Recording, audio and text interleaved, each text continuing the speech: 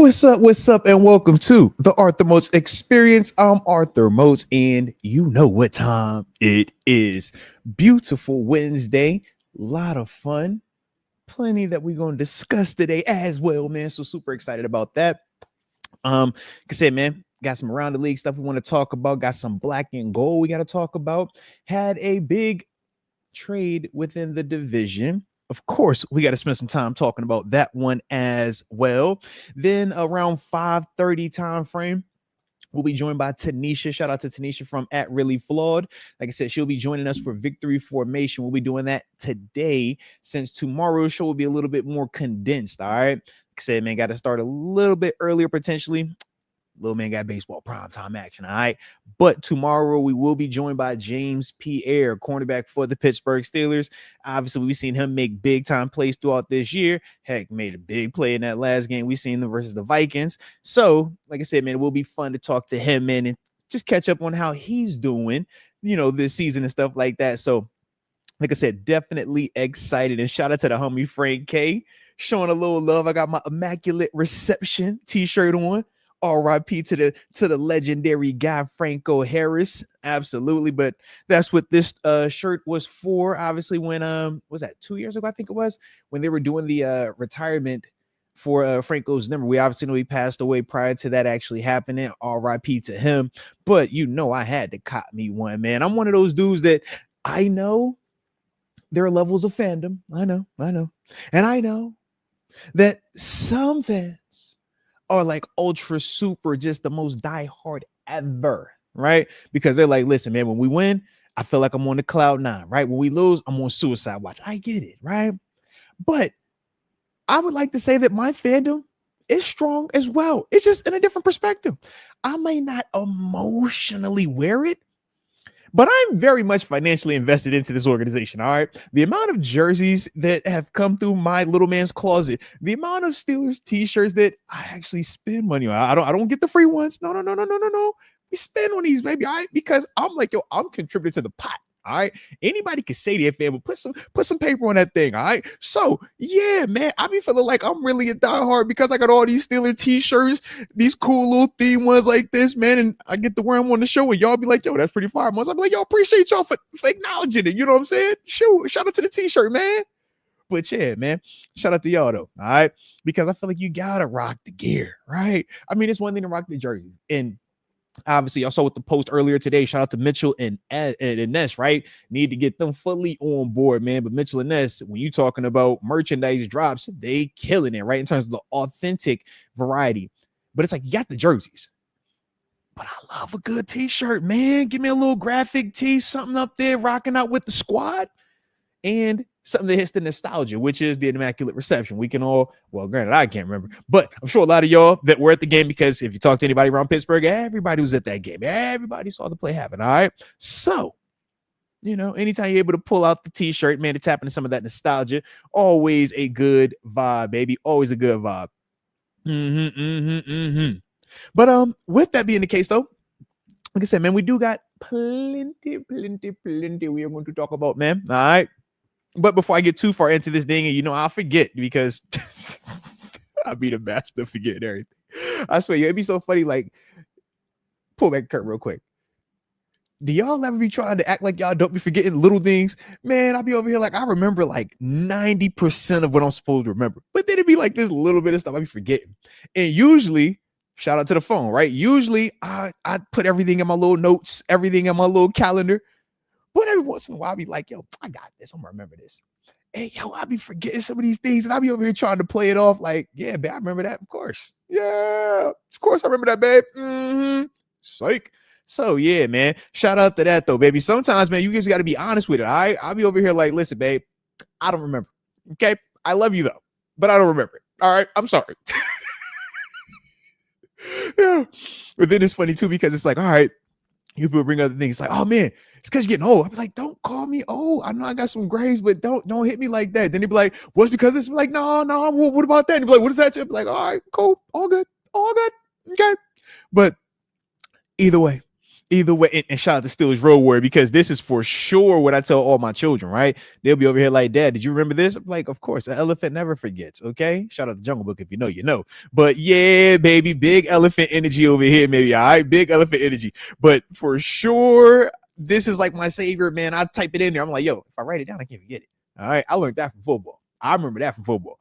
Don't just be sitting in that meeting on Monday morning. Okay. And when coach says this thing on Monday morning, don't think you're going to remember it Sunday afternoon at about 3:30 in the third quarter when you got a little bit of a headache and you're a little tired and it's a little hot out there. No, don't you act like you just going to remember that, man.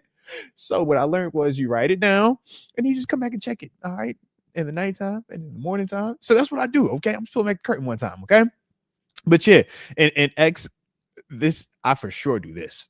Because I feel like, yo, if I blend it all in together, you can't tell if I remembered it on purpose or if I forgot it on purpose. All right. So yeah, I definitely forget stuff on purpose, man. Just cause. All right. But when it's important, because like I said, I'm used to the grind, to the football side. When it's important stuff, I've learned you write it down. So on occasion, I might be forgetting to write certain things down. And yeah, it is a little funny at times. Because I'll be over just trying to play it cool. Like, all right, I'm cool.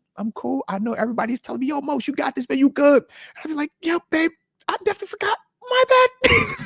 My bad. All right. Hey, Chris Hobson, man, don't you do that to me, man. You are not fat. All right. You just big boned it. I think that's what they say, right? Actually, I don't think you that. I think you look good, even though I can't even see you because you got a C for your profile pic over there. But either way, man, get a shirt. I think they got them in 2s and 3s. This is a 2X, all right? I just make it look like it's a, you know what I'm saying, like it's a small. Okay, I think it's a 4X now that I think about it. You know what I'm saying? But yeah, baby, let's go. Let's go. But see, before I get off, I'm going on this tangent. Let me pay the bill, okay? Because I keep forgetting. I have to pay the bill, and I'm not going to get in trouble today. So here we go. Yeah, you know what time it is, baby. Today's show is sponsored by DraftKings Sportsbook. I'm talking about the top rated sports booking app in all of North America, baby. Safe, secure, and my favorite, reliable. And what better time than now? You got the black and gold facing that brown team, and we know we feel good about our players. And if you do feel good, well, they got player prop bets available for you. But we also know you might be into a little parlay. Well, of course, we got the parlays available to you with DraftKings. But more importantly, we got promo codes, ladies and gents.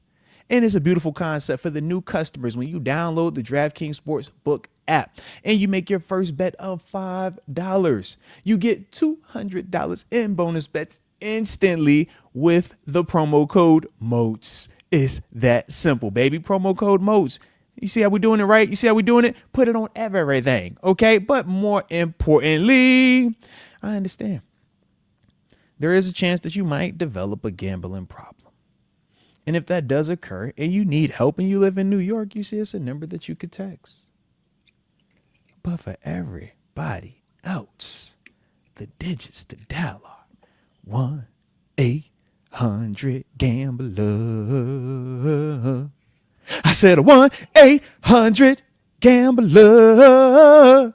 I said, you better call 1-800 Gambler.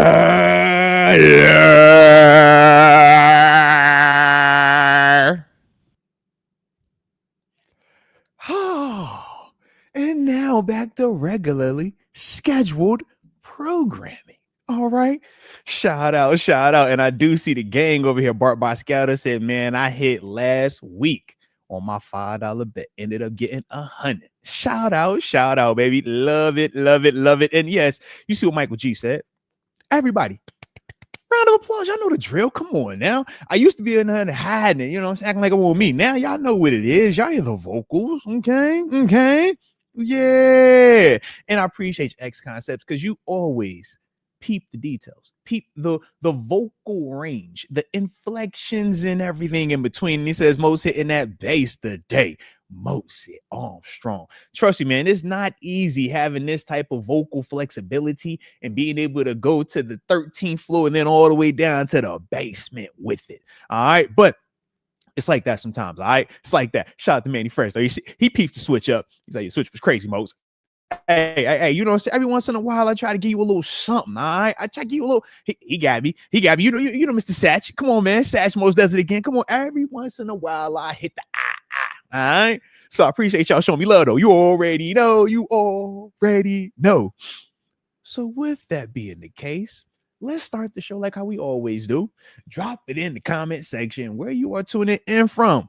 So that way I can give that big boy shout out to start the day's show. And of course, don't forget to hit that like button one time for the culture and subscribe if you are new to the channel, baby.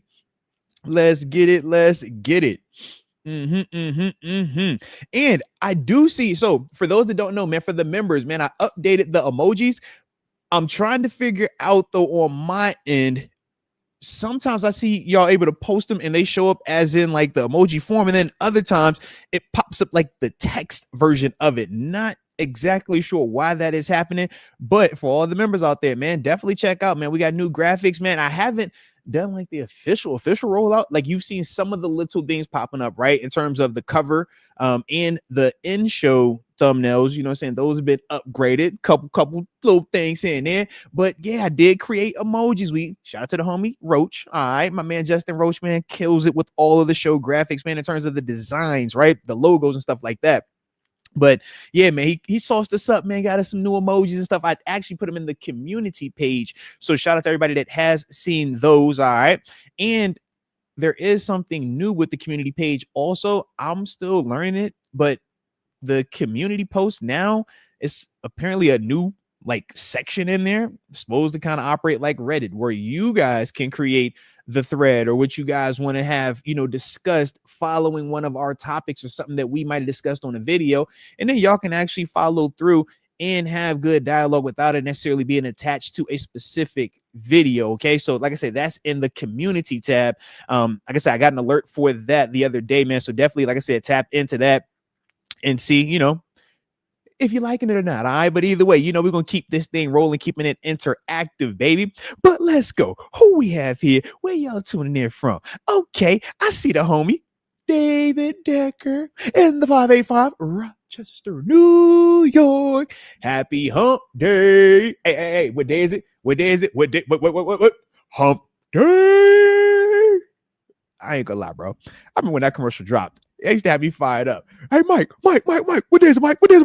Hump day. Shout out. Back when commercials was absolutely fire, man. I mean, they still are, but that was an OG classic. Draw Devil in the 310. San Pedro, California. Shout out to San Pedro.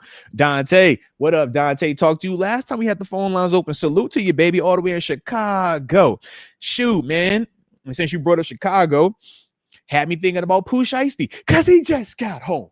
They say, yo, Pooh Shiesty ain't from Chicago. He from Memphis. I know this, but the Back in Blood video that he shot with who? Lil Durk, who is from Chicago. Go on, man. But Pooh Shiesty just came home, man. I started doing my show today with the Shiesty mask on, and I was like, you know what? We got to keep it a little bit more family friendly, a little bit more, you know, buttoned up. So I ain't do that. But every once in a while, 37-year-old, buttoned up, married for 14 years, family of 5, 3 of them little ones. Every once in a while, I throw on that Pooh Shiesty and it make me just want to have a Hellcat. You feel me? It make me just want to have me one of them Charger things. I blacked out, red on it. Oh. And right with the Shiesty, all right? But since I'm 37, and I am married for 14 years, and I do have these children, I don't do it, okay? I don't, because it's not mature enough. It's not a smart decision for a guy like me, okay? But on occasion, I just do, okay? So shout out to us. X Concepts in the 724, Claridge, PA, and he says Kenny Galladay, geez Louise, Kenneth Gainwell, RB1, still on that same energy. Shout out to you, man. You was throwing me off for a second, man, but I respect it. I could dig it, man. All the way into 760, which is Southern California. Talking about none other than Somber. And shout out to your beard, bro. Somber. your main, your Billy Goat Chin, fire. I salute to you on that one. Absolutely. But let's get it. Let's get it. And of course, I do see you, Kenneth Moses, in the 757. You already know. Salute from the 202 as well, though. And of course, bust down all the way in Oakland, aka the Yay area. Shout out. Yeah, I do see y'all showing love, though, man. I see y'all showing love with the emojis. Let's get it, baby. So yeah, man, it's gonna be a good one today. Definitely a good one today. And I didn't mean to cut you off like that, Hannibal, but I do see you all the way in the ATL. Let's get it. And yes, X Concepts, Kenny Galladay actually was a beast, okay, with Detroit Delight. I know when you said Kenny and G, I was like, yo, it's Kenny Galladay. He's not talking about Galladay, is he? Like, no, Kenneth Gainwell. Yeah, I guess Kenneth does go for Kenny. All right, that's on me. I told you already. All right. When in doubt, man, just I got extra gray hairs. All right, when in doubt. And if I need to seek more comfort, I'm gonna say, look, my college daughter surprised us. Granted, I'm missing the surprise, okay, but she pulled up on the gang. She pulled up on the team. So shout out to baby girl. Okay, I get to see her this weekend. Whew. Got one of them college homecoming things. So apparently, parents show up to these things. Who would have thought? It's kind of cool. Give me a reason to put some red, white, and blue on. Boy, you know I'm ready. I started to go shopping just for this weekend. All right, but anywho, I digress. Now, I will say this, man. Hopefully, everybody had a good day thus far, man. Earlier today for me, man, had a chance to bump into one of our Steeler alums, Super Bowl champ. Also, man, you got to give the full respect. But the man, Randy Grossman, it was really cool to bump into him earlier today. We're out doing a charity event for excuse me on this one, with the Pittsburgh Steelers for the terrible towel. And obviously when we talk about that terrible towel, we got to talk about specifically, you know what I mean? The what's it called? The Allegheny Valley School, right? So with them, and they work with developmentally delayed adults, man. So, some of them nonverbal, but as a whole, man, diehard Steeler fans. And the cool thing is this, the terrible towel, right? We obviously know Myron Cope, his son actually goes to the Allegheny Valley School. Like I said, man, so with that, what they did with the terrible towel, and Myron Cope specifically, he sold the rights. So now every official terrible towel that is sold, or even official terrible towel merchandise, right? So if you see the terrible towel earrings, the ties with the terrible towel, the Christmas ornaments with the terrible towel, 100% of those proceeds go to this to the Allegheny Valley School. And I think to date they've had over $9 million be, donated from the terrible towel purchases for that particular nonprofit organization. And like I said, man, just seeing how hands-on you have to be with, some of those individuals over there. Awesome people. The staff was awesome as well. But when you talk about the clients, the actual the individuals that are there, it's like, man, seeing them, man, and just seeing how much their faces lit up, seeing a couple of Steelers pull up, man. Like I said, myself, Randy Grossman over there earlier. Like I said, it really just puts it back into perspective when you're talking about why we do what we do.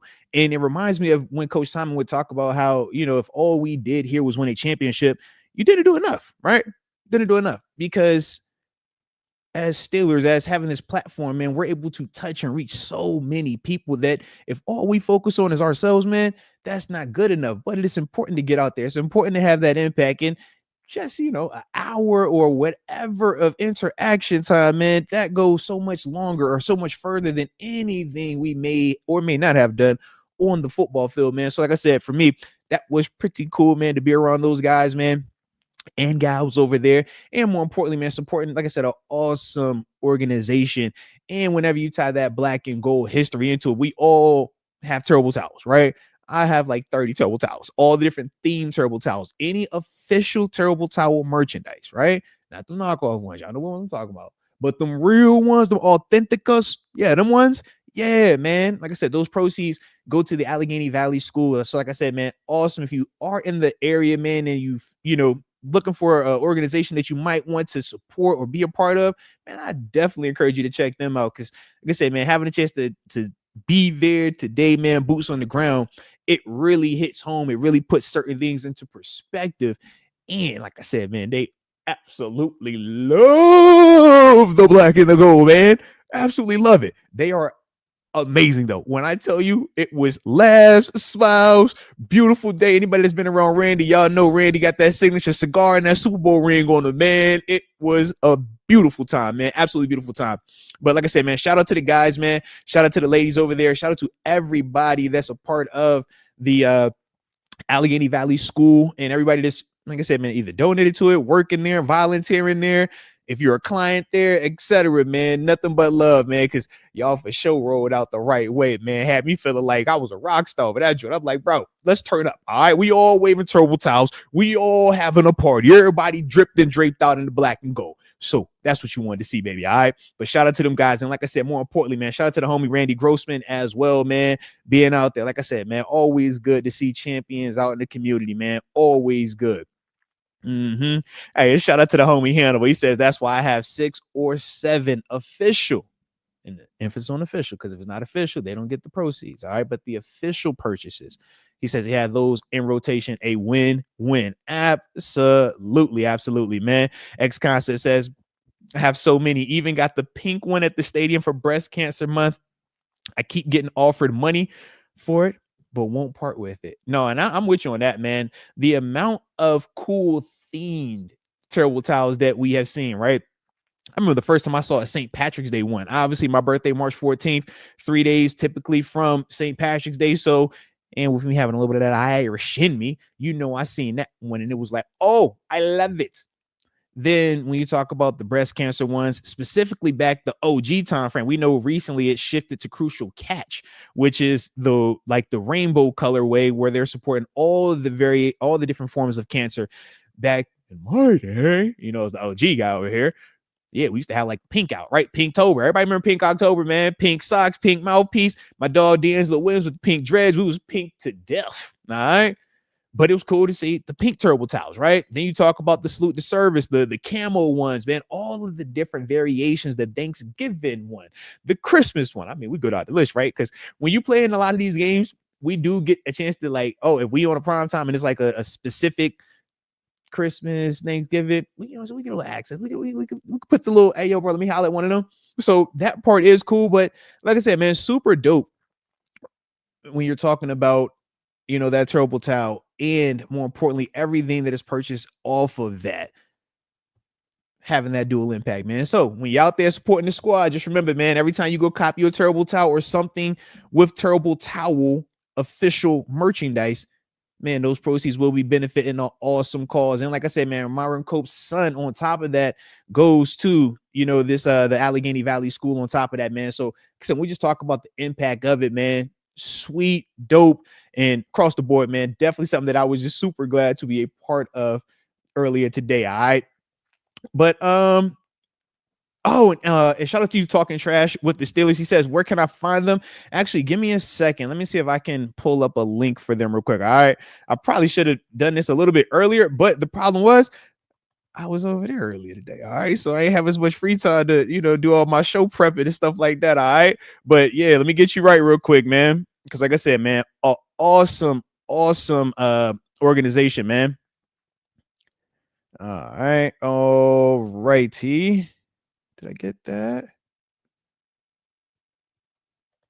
Okay. This is the cool part too about technology. I be over here acting like I know what I'm doing, and I really don't. I just be over here just doing it though. All right. But just drop the link into the comment section. All right. So you can see it right there, man. The Mary Kay Allegheny Valley School. Like I said, man, awesome organization, man. Strongly encourage you, man. If you are, like I said, man, local, or if you're just looking for a way to get involved, man, and have a Steeler connection to a organization, man, you have it right there. Like I said, that terrible towel element of it. All right. So like I said, man, I did put that the link to that in the comment section. And I'll probably, if y'all want, man, I'll put it on the community post as well when we're done with the show. But either way, like I said, man, shout out to them over there, man. Awesome people. But now, let's get this thing going for a little bit, all right? Because like I said, man, we know at 5 we'll have TaNeisha joining us, all right? Man, I'm over here pushing buttons that ain't even supposed to be pushed. See, this how you know I should be chilling. But it don't matter. You know why? Because we vibing, okay? Shout out to the vibes. Shout out. But let's get this first topic rolling, man, because I do want to talk about some around the league because we've had multiple actions taking place within, the league. And specifically, what I want to start with is drum roll, please. We had a trade in the division. We had a trade in the division. They think they good again, but we know they trash. They think this quarterback gonna help them, but he really. All right, I'll leave that alone. Shout out though, shout out. So yesterday, right? And this is the funny part too, man. I feel like with me and TaNeisha, we had a streak going. It was like every time we would record or do some type of content, something would happen, right? So it was like we recorded one time, DK Metcalf. We recorded another time, Aaron Rodgers. Now we recorded, and it was like, oh, you got the Joe Flacco. I was like, wait a minute now, man. I felt good to have some of that little mojo back. I'm gonna have to talk to her in a little bit to see how she feels about this move, also.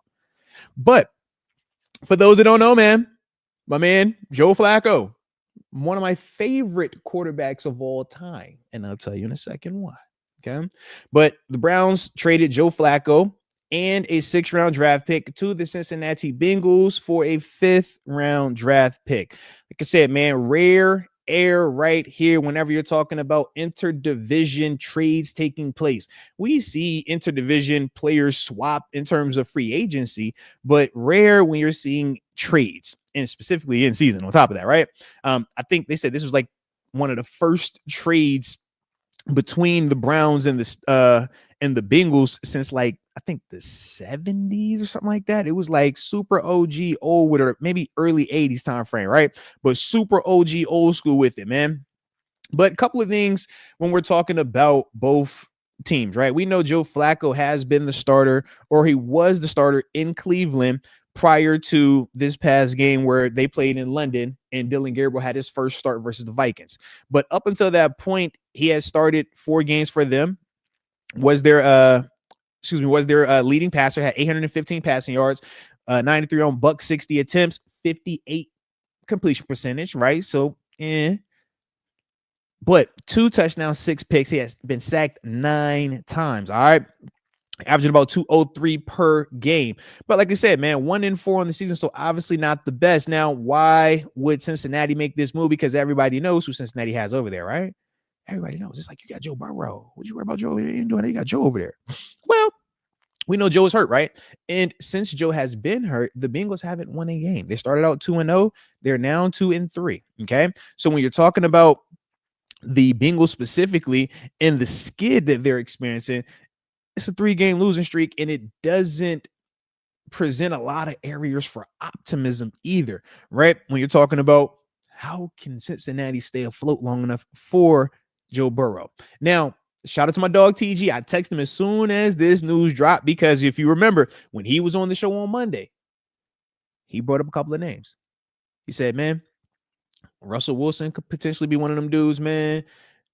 It's like, yo, you got to watch, man. Cincinnati's going to try to trade for somebody that's good enough, but not loud to the point that it could overtake a Joe Burrow or even cause any type of behind the scenes chaos.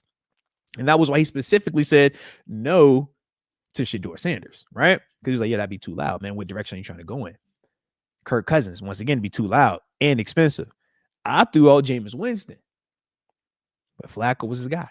That was the one. And when you think about it, man, Flacco does make a lot of sense for Cincinnati. He's supposed to start this week for them as well. If I remember correctly, they are supposed to be playing the Packers, I want to say. Let me just double check that real quick. But they should be playing the Packers. Yeah, 425. So we get a chance to watch that one, baby. Can't wait. But for Joe Flacco, man, big arm. That's where we start with Flacco. And we know the Cincinnati, very different and similar at the same time to Cleveland. The difference is this, though, right? They got receivers. Cleveland didn't really have receivers. Cleveland, Jerry Jeudy, he's okay. He's decent, right? Not elite, not anywhere in the conversation of a Jamar Chase, right? But he's a good player. Isaiah Bond, young dude, man. We obviously know the story for him coming out of Texas, but that's the guy that they're going to be leaning on. He's still just young right now. They operate a little bit more with David Njoku, right? The tight end. So when you talk about Flacco coming to Cincinnati, now we're talking about Jamar Chase, T. Higgins. We're talking about down the grass. We're talking about a guy with a big arm that has receivers that can go down the grass and get it. Flip side is this, though.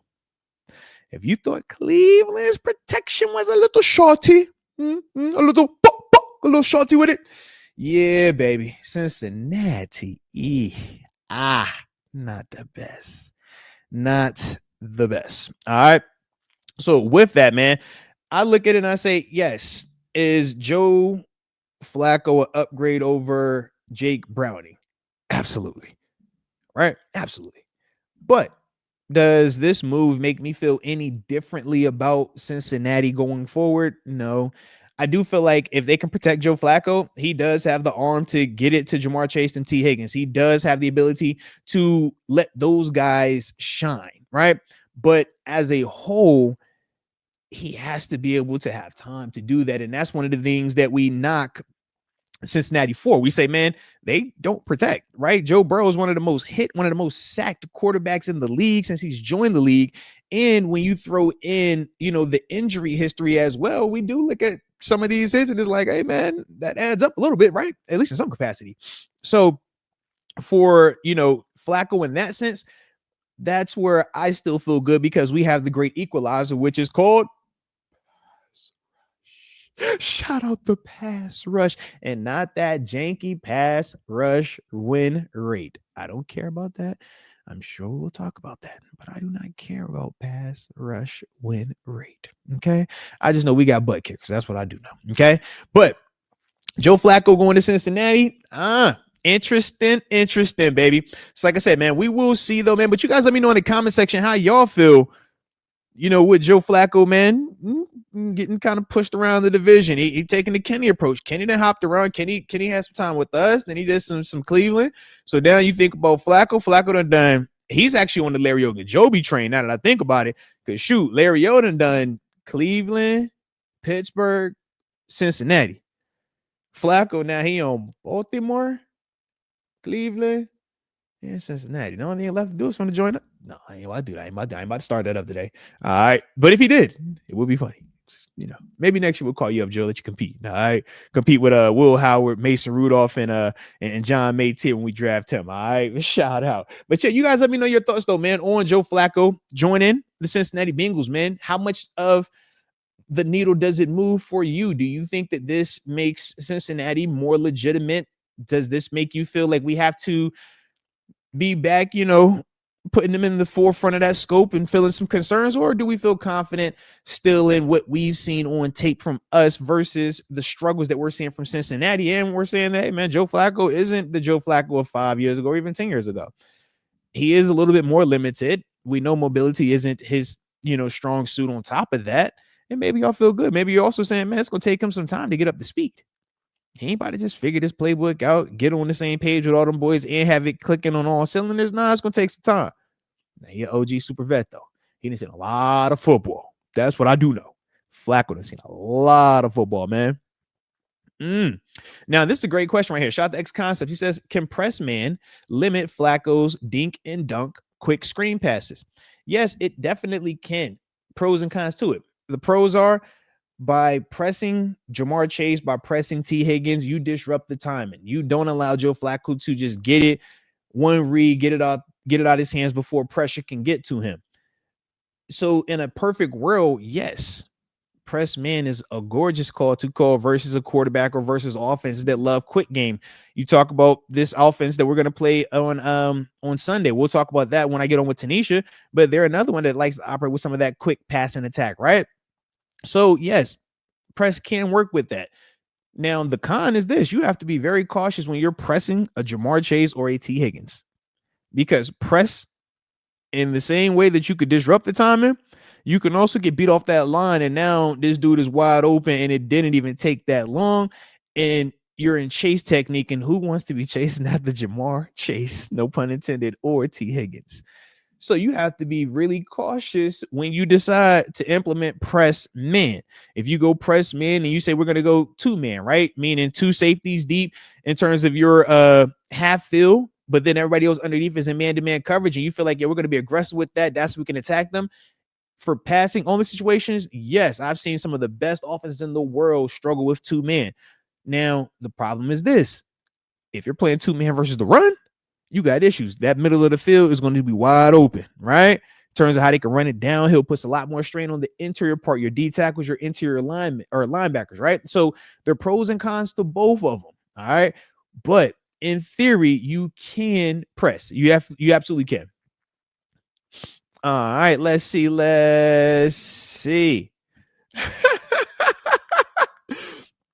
I like David Decker, the eternal optimist. He says Flacco is capturing the AFC North gauntlet. Yes, he is, man. See, that's the positivity I was looking for. All right. Because shout out to Joe Flacco, man. I told you, Joe is my favorite. Why is Joe my favorite quarterback?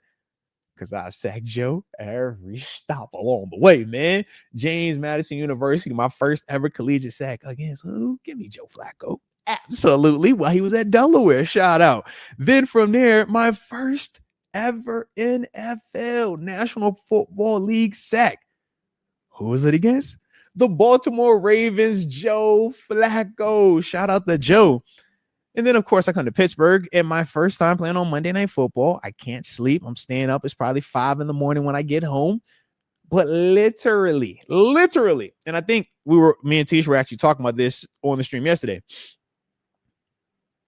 It's my first Monday night game, and I get a chance to sack Joe Flacco, Baltimore Ravens, do a little dance, cause a, you know what I'm saying, some ruckus out there. But absolutely a blast of a game. An absolute blast of a time. And that's why I said I love playing against Joe Flacco. He gonna hold that ball, he gonna stay in that pocket, he gonna give you a chance, baby. He's for sure to give you a chance. But shout out to Joe, man. Oh, and I can see this DMR or DM 4191. He says Joe Flacco gonna try picking on JPJ for those PI calls. Absolutely. And I mean, if you're a offense and you're wanting to attack JPJ, and you think that could be the way that you have a ton of success, good luck. You know that. But at the same time, what we always say is you can't make an omelet without breaking an egg or two. Okay, so penalties happen on the perimeter, baby. When you're out there going against them dudes, it happens. But you just know all it takes is one. All it takes is one pick. And that changed everything about how you looking at that. That's all it takes. And JPJ has for sure given us plenty of reasons to know that, yeah, you can trust that dude in those situations. So I actually, hey, JPJ, Flacco, go for it, baby. That's all I say, go for it. Because I feel like, man, some dudes just need more opportunities to prove what they are really capable of. Shoot, we seen James Pierre. It's like, all right, Minnesota Vikings primetime action, man. You throwing at that boy, should have had the walk-off pick, right? We'll get into the weeds of was his feet in or not. But it's like, yeah, bro. You see what he doing, man? And you see how these guys are. So it's like, man, just give dudes opportunities. And sometimes as a DB, yeah, I want you to test that. I want you to test me. Let's find out. Let's find out, man.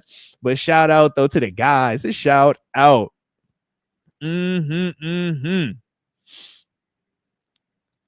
Let's get it. And no, Chris Hobson, no, don't get me. I don't want to get back on the field to go get him.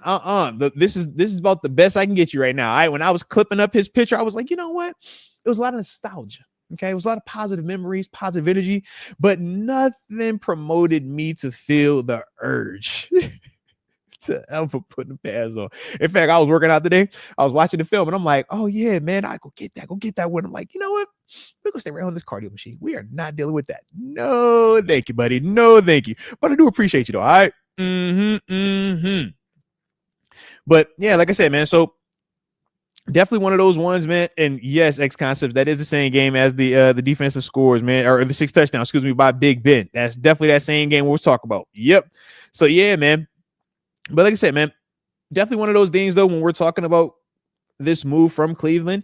Also, what does this do? What symbol is this, for Cleveland? We'll talk about that later on with TaNeisha as well in terms of their direction, because to move on from the guy that you've been having as your starter after 4 games, and all you got right now is 2 young rookies on your roster in terms of the quarterbacks, right? At least the ones that you feel confident in. It's like, man, I don't know what they're trying to do right now, but also it's not for me to know what they're trying to do. It's okay. It's all right. Okay. Because bad teams do bad things. All right. And I don't have to understand this. I don't need to. Okay. It's not my problems. And in fact, I'm glad they got them. So now. But anywho, y'all know the drill. Hit the like button one time for the culture and subscribe if you are new to the channel, baby. Like I said, man, definitely enjoying where we currently are. Now, on the flip side, man, that wasn't the only thing that took place within the division. Okay. We also had a trade take place. All right. Shout out to the man, Adam Schefter. My man was busy dropping all the alerts of everything that was taking place. Right. So we obviously had the Joe Flacco trade, but also Baltimore yesterday, man, we had Harbaugh, John Harbaugh, and Jim Harbaugh getting it together, right? And what ended up happening was this, man. The Baltimore Ravens, they traded Odafe Owe and the Rams 7th round pick. I forgot who they got. They got that from, I forgot which trade it was specifically, but it's the Rams 2027 7th round draft pick and Odafe Owe, who had 10 sacks for them boys just last year, right? We know Owe, absolutely we do. But for the Ravens, they're getting the safety Alohi Gilman and a 2026 5th round pick. So for the Ravens, get a little bit of help on the back end. We know they've been a little bit banged up at times in their secondary. So you're bringing in a guy like Alohi. That does help you out while also doing a little bit of a pick swap, and not even a pick swap in the sense because one is 2027, this is 2026, but you're swapping a 5th and a 7th essentially. But I was a little bit surprised though, man. How'd y'all feel about this, man? It's a little Harbaugh to Harbaugh. I'm like, yo, when did this conversation start? First of all, because y'all brothers, okay? I gotta ask. I just need to know. Is everything legit? Was everything legal? But no, as a whole though, man. If you're talking about Baltimore, you obviously know they got pass rushers. They drafted Mike Green, who should have been a first rounder. We obviously know he has some off the field situation, but everything cleared out.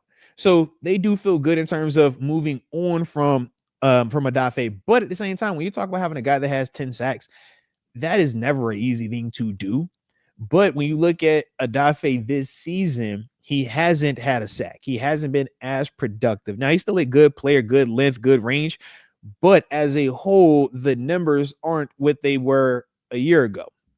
Now, we obviously know they still have a Kyle Van Noy down there who's a heck of a player, man, productive player also. So with Baltimore, man, they said, man, they do have other pieces, but with Baltimore, I'm like, bro, y'all feel that good about your defense that y'all can just move on from a guy that had 10 sacks? Like, y'all feel that good about him? Because Calvin Noy is nice. He gonna get home. I know you know what I'm saying, you wanted to add to the back end. But to me, I'm just like, maybe I'm just biased to pass rushers. I like pass rushers. I think that they matter a little bit more. Okay. Their impact could be felt a little bit more. And nothing against Alohi Gilman, but when you're watching him or even when you're looking at his impact, even like I said, last year, right? So last year played in 11 games. This year he's played in 5 games. He hasn't, been the most prolific or dominant player from a tackling standpoint, or even when you're talking about coverage. Now, to me, I do feel like, he is more of like box than full on, run around cover, but he can. And I think, with him, like I said, he's about 200 pounds. He's not the biggest dude, but to me, it's a reason, it was a later round pick. It's a reason when you're watching him athletically, there's certain limitations that he has. And I just think, if that's a guy that they're going to be putting out there, because they got Malachi Starks as well over there. So I'm just like, I don't know why they would do that all the way. I don't know. I don't really like that one. I don't like that for Baltimore per se. I like it a lot for the Chargers. I think that's a dope move for the Chargers, man. Add another pass rusher, getting somebody out there that can help out, man. You could never have enough pass rushers. But just like, I don't know. I ain't really feeling that one.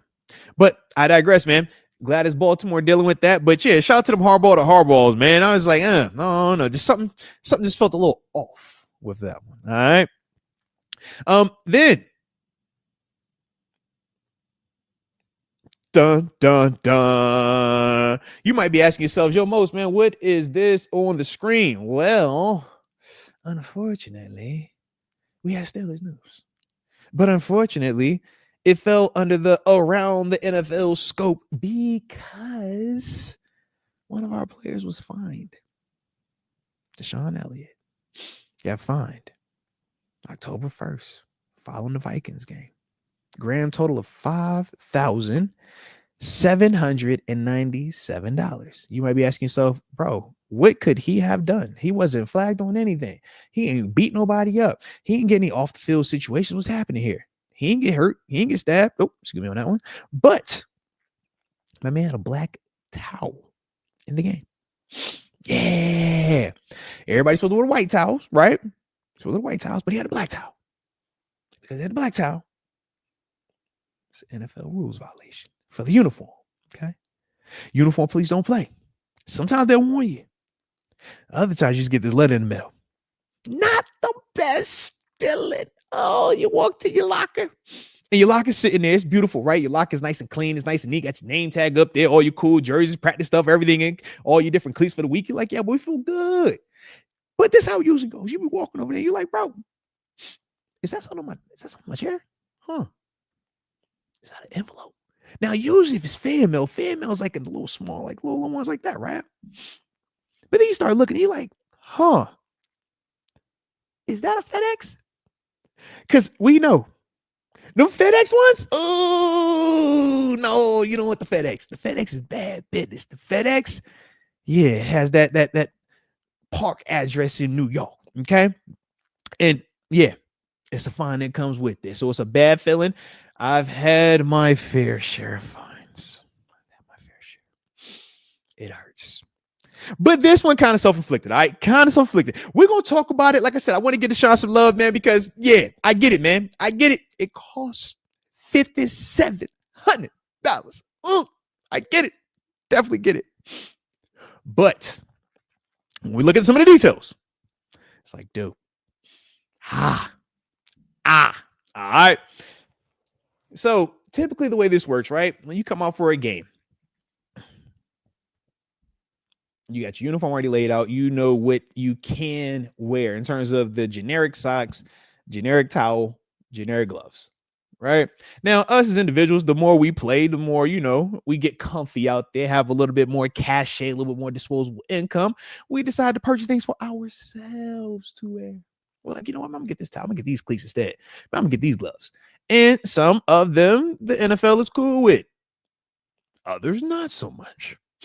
But you usually test it in warm-ups. All right. You test it in warm-ups. So what you do is this, and I can tell you firsthand, you come out with like 30 different uniform violations. You try to overwhelm the inspector. So you want your socks down. You want the blackest visor you can find. You want your jersey rolled all the way up, showing them abs, Jay Peasy style, right? Heck, I might put on them cleats that don't even match. They might be like highlighter yellow or highlighter lime green or something, right? Or give me some blood red cleats. You'd be like, bro, why you got them on with the fur and the Christmas bells? This is crazy. So you throw all this out there. So that guy has check. And then whatever you really wanted to wear in the game, like black towel, you come back for intros for the game starting. Everything is in order. So he's checking on that list of 30 different things. He's like, you know what, man? I ain't even got enough time for this. I got 30 other people I got to check anyways, man. Bump it. He's good. And then that's how you get through with black towel. Or I know when we were doing it, we had the smoke visors or the black visor. It was like, yo, if you come out there with your smoke visor on in warm-ups, they're going to see it because of the lights. But if you come out there with the blacked out visor, he's going to mark you for the visor. But then when you come back out with the smoke, it's way lighter. So he thinks you good. You just roll with it. So that was the tricks of the trade. I got you on this, okay? That's how it works. So my man Deshaun, he tried it. He for sure tried it, okay? He for sure tried it. But then he got caught, okay? So obviously puts count your effing days. Y'all worried about the wrong things. Let's fix things that actually mean something. And he adds the NFL on top of that. But the problem is this, man. This is my only problem. I saw you when you was doing what? You had your white towel on. Look good. It was sharp. But then you got caught in 4K, bro. They for sure got you in 4K. You in the heart of the action as a DB. And you're Deshaun Elliott. In fact, you had an interception in the game. That might have been one of the biggest reasons why you got caught. Because you got an interception. It was more eyes on you. People were watching you. They were like, yo, that's Deshaun Elliott. I did a video as soon as it was done talking about Felt good to have Deshaun Elliott back. Man, you see what Deshaun Elliott does? You see how he can stop the run. You see how he can get interceptions. You see how he can impact the passer. Man, the leadership, all this. It's just like, yo, the swag, the drip. We highlighted all these things. It made it too loud, bro. It made it way too loud. So, Deshaun, you're nice. You're not a rotational guy. Okay. You're not a guy that nobody's gonna notice out there. You make plays. Big loud plays. People see you, okay? So if you're gonna be doing that, you can't be the hot boy out here with the whole black towel hanging down your backside. It is a fire look, though. Y'all let me know in the comment section how y'all feel about the black towel look. Maybe that's something that y'all feel like we should recommend to Mr. Rooney and them. Like, yo, man, can we get this officially changed? Like, where black towels are part of the uniform? Because I kind of like the black towel look. I think the black towel look fire. And Deshaun, that I saw you. That's my buff, hard-hitting fashionista. Because he going to be dripped out in all the fly gear head to toe Paris Fashion Week style. But then he's trying to put your lights out on that football field. So I love this like Dr. Jekyll and Mr. Hyde that I get between Deshaun Elliott, the fashion, and Deshaun Elliott when he put that helmet on. But right here, I'm just like, oh, man. This tough. It look good, but this is tough. It's real tough. But like I said, y'all let me know how y'all feel about it, man. My man Bust now, he said, yo, Deshaun be really putting that on, baby. I'm trying to tell you, man. Deshaun one of the flyest dudes out. All right. He's stupid fly with it. Stupid fly. But at the same time, it's like, bruh, was that towel worth the 57? I only want to say 5,700 because I'm short you $97. The $5,797. That's an expensive towel. They hit you for the socks like that too. I used to come out here and want to put the low socks on. Today said, you want 5,700? Like, no, I will gladly wear these socks pulled all the way up. Okay, gladly do it. I used to put this towel on, put 757 up there. All right. Hey, you put 757 up there, we're gonna find you for 5,700. You be like, you know what? I don't even want that. I got it tatted on me. It's okay. No one needs to know it. I know it in my heart. All right. So yeah, as much as they pay us a lot. I ain't trying to get none of the way though. Because we all know what it was like before you got there. It's like, yeah, bro. I ain't got time for that. Every cent. If you gave it to me, I want it and I want to keep it as long as I can. Or at least spend it on something that I would like to spend it on. Okay? Not a fun. Now, as an alum, though, because I am an alum, I'm supposed to be preaching positivity to the youth. I'm supposed to be telling the youth, do right.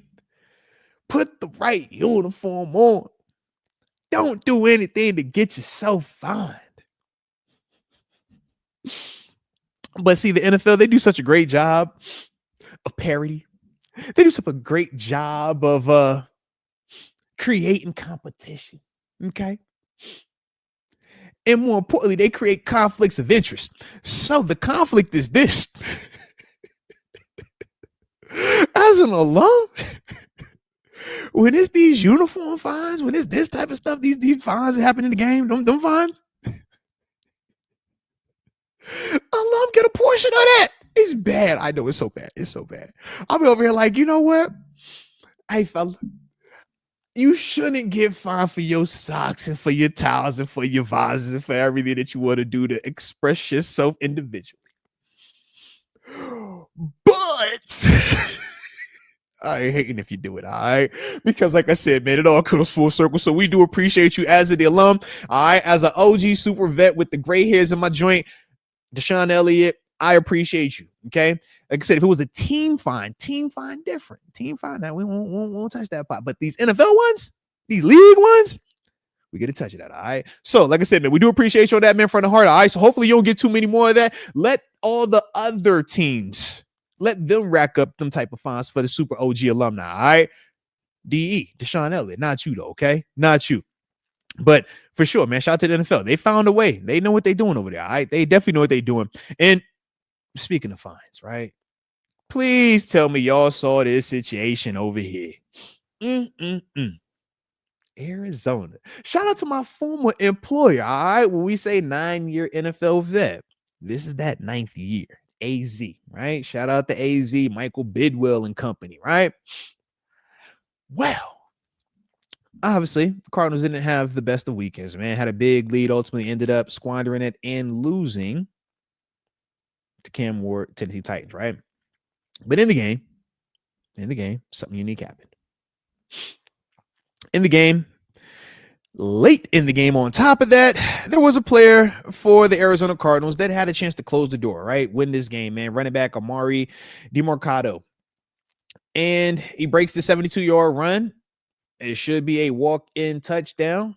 And instead of completing the walk-in touchdown, he dropped the ball at about the 99 and 3/4 inch line, right? And ultimately, ball goes out the back of the end zone. And instead of them going up, 20, I think it was a 28-7 at one point, they end up, losing the game. So from there, after that play happened, on the sideline, head coach Jonathan Gannon had an interaction with Amari. So you see Amari on the sideline, one of his offensive linemen are trying to console him, talk to him. You could clearly see he's, in a bad space.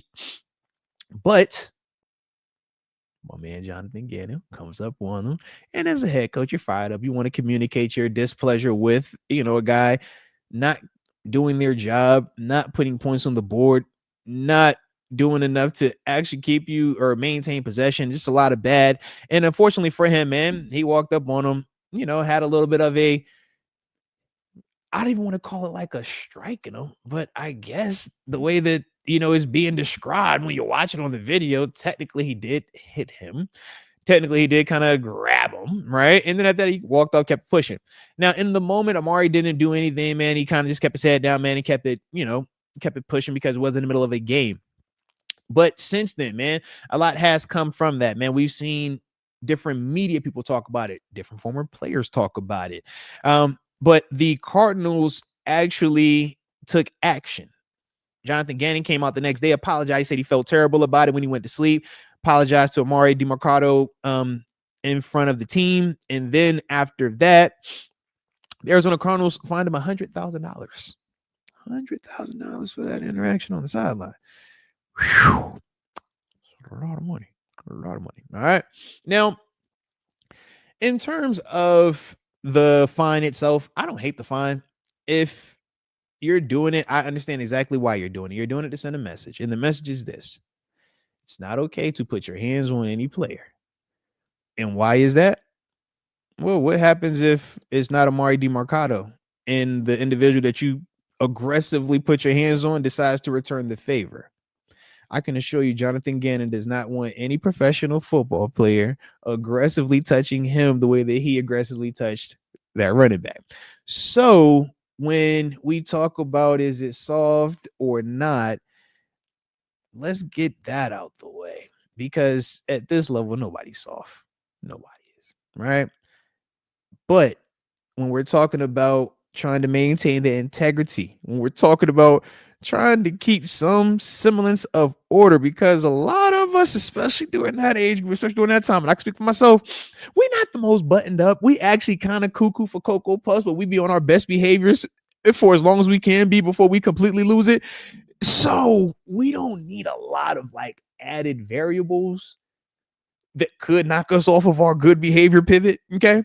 And when you start implementing or start allowing coaches, fans, officials to cross that barrier of no longer being verbal and now it's a physical, I just think that you open up a Pandora's box that the NFL, that fans, that these officials, and that the media, more importantly, does not want to deal with. I mean, shoot, y'all seen how Debo talked about it, James Harrison. Just imagine if somebody was touching James Harrison like that. You think he just head down, let it fly? Heck, I already know from my perspective, I ain't even have to have a coach touch me like that. We was in practice and it was almost you would never hear from Arthur Moats again after his first year because he was about to go choke this coach out. I could only imagine if he actually touched me. I'm like, bro, get out of here. So I get it. Why would you fire him? Man, good job by the coach addressing it. I love the coach addressing it. I love the coach holding him accountable. I love the coach being pissed off about it. I love the player feeling bad. I love the offensive lineman consoling the player. But that's where that all has to stop. You can't cross that line of putting hands on anybody. And this is in life in general, right? We obviously see the Mark Sanchez situation, right? We know there's still factors and details coming out, but as a whole, it starts with keeping hands to self. Verbal is one thing. Verbal has its give and take, but it's still verbal. It's nothing physical. When you cross that physical barrier, man, and you start putting hands on people, I just think that could potentially go in a really, really bad direction in a hurry. So I don't hate the fine. I kind of like the fine. Because I'm like, hey, you putting a message out there that, hey, look, bro, this could be your thing, but it's an expensive if this is your thing. Okay. So let's not make this your thing again. Kind of like when Coach Tomlin jumped on the field when Jacoby Jones was running that punt back and it was like, hey, man, that might be your thing. But if it is, just know it's going to be a very expensive thing to continue doing. All right. So that was kind of my thing, though, man. But yeah, I'm cool, like I said, on everything else that transpired, because I know I'll be pissed if I'm a teammate and that ultimately is how we lose, because it's a lapse in judgment. It's a lapse in professionalism, especially at this level. But at the same time, we're human. So you have to understand that. And there's a fine line. If you're just trying to crucify to make yourself feel better than somebody, that's not a team concept, right? And that's why we say, you let your media, you let fans, you let social media play that game. But if you're a part of this squad and it's us and it's we, oh yeah, man, you address it, you talk about it. But after that, we're moving on, because that's the difference between winning and losing. And that's the difference between one play becoming one loss, becoming two losses, becoming five losses. When you can't overcome a mistake, and then you compound that mistake with another mistake, whether it was warranted or emotional or whatever, you could just see how it starts to compound. And that's how you start to look and you say, well, why is a team going these skids, or why are teams, that do have talent not performing certain ways? All of that matters. It's more than just simply, is your player good or not? It's a lot of factors, a lot of variables that go into that, man. But yeah, dude, shout out to the Cardinals, my former employer, dropping them for the done. And then Jonathan Gannon, hopefully, he's learned and he ain't tripping on this no more. All right. But to me, I think that's just one of those names. It's kind of wild. Now, X Concepts, he says, why isn't the player fined? He should be too, honestly. I would just ask you, why should he be fined? Is it because he made a mistake on the field? Because if that's the case, then are we going to start finding quarterbacks when they throw incompletions, receivers when they drop passes, offensive linemen when they have false starts, defensive players when they miss tackles? I just want to know for clarity, right? If we're going to cross that and say, hey, man, the player should be fined also, just give me the specific reason, because that's a slippery slope, And shout out to Michael G. I'm with you on this one, man. You can for sure correct somebody, man, but keep your hands to yourself. And that's in life. Respect everyone. Absolutely, man, because once you start crossing that, baby, yeah, baby, once you start crossing that, it gets a little bit weird out there, man. It gets a little bit weird. All right. Oh, and shout out. It looks like you were saying that he was talking about Travis Kelce. Okay. Oh, him and Andy Reid. All right. For sure. Okay. Yeah. Cause I'm just like, yeah, bro. Definitely can't, go around finding a player for that. No. But coach for sure tripped out. Now, I remember the Andy Reid situation. Him and Travis Kelce had a little shoving match. I actually don't know if either one of them got fined, though. And I was actually like, we all kind of looked at that and was like, yo, that's a little bit wild that, you put your hands on them. And I think everyone was like, yo, that's this crazy dynamic and relationship, because that was a Super Bowl, wasn't it? If I remember correctly. But then after that, didn't Kelce, I thought he made a play or something like that too. But it was like a weird, I definitely remember that part though. But to me, that looked very different in terms of Reid and Kelce, and their dynamic together looked very different than when you're talking about DeMarcado and Jonathan Gannon. Those two, one dude head down in the tank, come up there and pop on him a little bit. When you're talking about the Kelce and Reid, that looked like two fiery competitors, and then Kelce just, yo, come on, man. So that was why, like I said, I just kind of looked at that a little bit differently, but good conversation though, either way, man. Absolutely, man. All right. Oh, and then he says conduct detrimental to team and fixing the outcome of game. Seems like he had money on the other team to be dumb enough to drop it before walking in. Other thing I'll say is this, man. That's for sure a fan mindset. When you're out there playing, I can assure you, Amari DeMarcado, Man, when you breaking the 72-yard run, that is the last thing is on your mind, baby. Last day. But when it's your money on that thing, man, yeah, you start looking at everything. It's the NFL rigged. All those conversations pop up, man. I can say after my 9 years in it, I didn't see any of that. No secret meetings, no special handshakes, no, hey man, this is the line. This week's we'll do this. All right. Not saying that it is impossible, because I think we've had a couple players, man, that were betting on games and they've been kicked out the league all the way, right? Whether you talk about some of them Lions players, some of them Commanders players. There ain't a lot of these people that do this though, because you can see the consequences of it. So yeah, man, it's way more money to be made actually playing the game than trying to cheat it and rig it and all that other stuff, man. So just from personal experience, all right? But definitely not the best look, though. Definitely not the best look. Oh, and Justin Gordon, man, shout out to you. He says, and I appreciate the super chat also. He says, what happens if the player responds with violence? That's a great question. I'm glad we didn't have to find out, because there are a lot of ways it could go. I mean, shoot, does he take his helmet off and smack him in the face with it? You see the level of violence it can get to, right? And that's just instantly my mindset, because when you're in those moments, that's kind of how we think. All right, you hit me. Okay, I can punch in your face. I can break your face. So it's levels to it, right? And we don't get to tell a person how they should respond when they feel disrespected, or if they feel like they were assaulted or any way. It's like, you don't get to tell them, yo, you can't respond back like this. So if he were, and if that did escalate to that, I mean, yeah, where do you want to stop it at? It could be a fine. It could be you kicked off the team, out the league. Heck, might even do jail time, depending on how severe you put your hands on this dude. It is, a tough sell for self-defense. It's a tough sell, because dudes ain't gonna stop, because you just wired that way and you in the moment. So I'm glad that it didn't escalate to that, but that for sure is part of why you see the Cardinals finding Gannon the way that they did. Because what you just asked right there, Jonathan or Justin, who wants to have that? Myles Garrett gets pissed off. Do you really want to see what that could potentially do to any of his coaches? You feel me? Imagine if Big Cam Hayward, he's like, yo, coach, I'm pissed with you. I want to put my hands on you because you touched me. I want to hit you back. You don't want them problems, bro. Them not the problems you want, man. And you know what, bust down here it is. Definitely jail. Definitely with a strong side of prison. Okay, jail with a strong side of prison, because dudes ain't stopping. Once dudes take it there, think about how we are already. It's like, yeah, man, dudes, don't make him feel like he got I'm justified in this. Heck no, man. But that absolutely is why we say keep your hands to yourself, man. You don't need to be touching on them, man. Both parties. We tell players the same thing, man. That whole Latrell Sprewell, oh yeah, you choked your coach up. That sounds cool. And then it's like, bro, that ain't cool, man. You getting fined, you getting sued, man, you getting kicked off, man. You ain't got time for that. So once again, treat everybody with respect, man. All right. Respect, peace, and love. All right. Absolutely, absolutely. So let's see. I think that was all of our around the leagues. Was that? I think, let me double, triple check that. You know what I'm saying? Because like I said, man, I like when we do a little around the league. It's always a little fun when we have a little around the league convos. All right.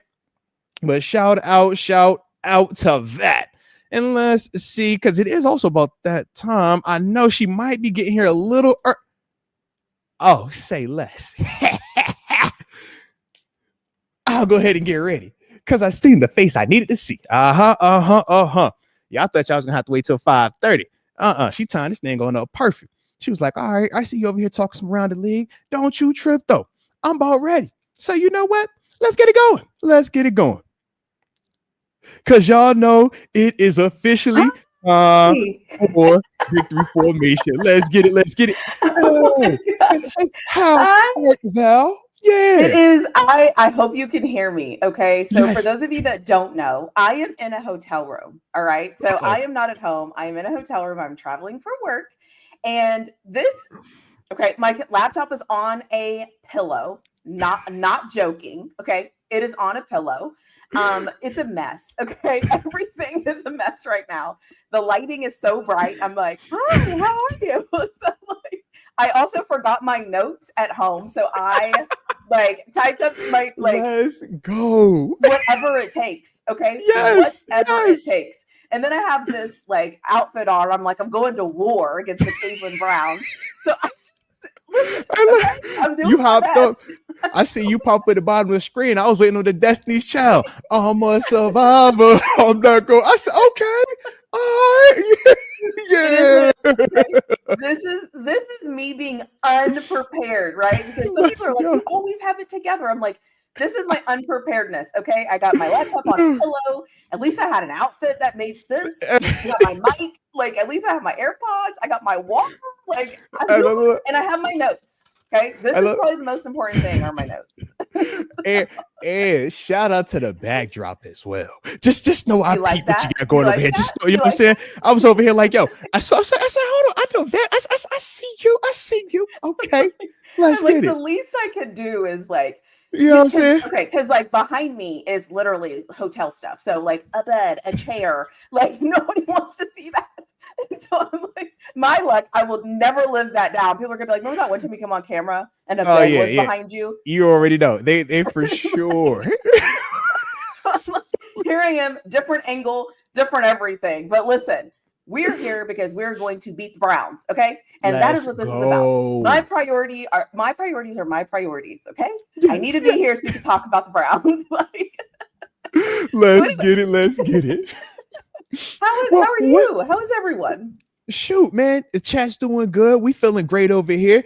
Before we tap into all this Brown Yeah, stuff, I was telling the people, we had a trade that took place. And I was like, yo, we got to talk about it because it yeah, affects us in a couple of it ways. You know does. what I'm saying? Yeah. Whether we talk about the giving away or the receiving, all right, both for these teams. So, what were your thoughts though on Joe Flacco getting traded yesterday, man, from the Browns to the Cincinnati Bengals, Yes. and is starting? I said, that man gonna So start this week versus the as Packers. you know, I kind of had a feeling the Browns are up to something. And I made a You video called it and I was kind of for like, I sure. think the Browns have a plan here. Hear me out. I don't trust them. I don't believe in them. None of those things, but I think they're doing something here. So the trade happens. What I find interesting is does that mean that the Bengals are like playing to be in the playoffs? Like my I get the Browns, right? It's Joe Flacco. If you could get a draft pick Flacco, you do it. I Yeah. don't understand. I don't understand the Bengals. I don't know how they benefit from Flacco. I mean, did you watch him play the first like 3, 4 games? Like, what? So Like, so that's I'm like, what did the Bengals see that I didn't see? Because I don't know. I mean, those are are you just my thoughts. so for me, think of it like this, right? We're not looking at Flacco as a good quarterback or even a long-term answer. But what does Joe Flacco do well, even at this stage? Fair, throw the We deep ball. know he's throwing the deep ball. And when we talk about Cincinnati and specifically how their roster is put together, the Mm-hmm. majority of it outside of Burrow is in Jamar Chase and T. Higgins. Two dudes that win in a hurry, could win at the line of scrimmage, quick game, or could win down the grass. So I looked Fair. at it and said, okay, if you want to have somebody that at least gives you a chance to lie to yourself, right? Because we know with Jake Brown, it's hard to lie to yourself with that one. You're like, all right, Sure. he's not That's going to true. turn the ball over. He's going to play perfect, and defense is going to bail us out. You Yeah. ain't believing that in Cincinnati.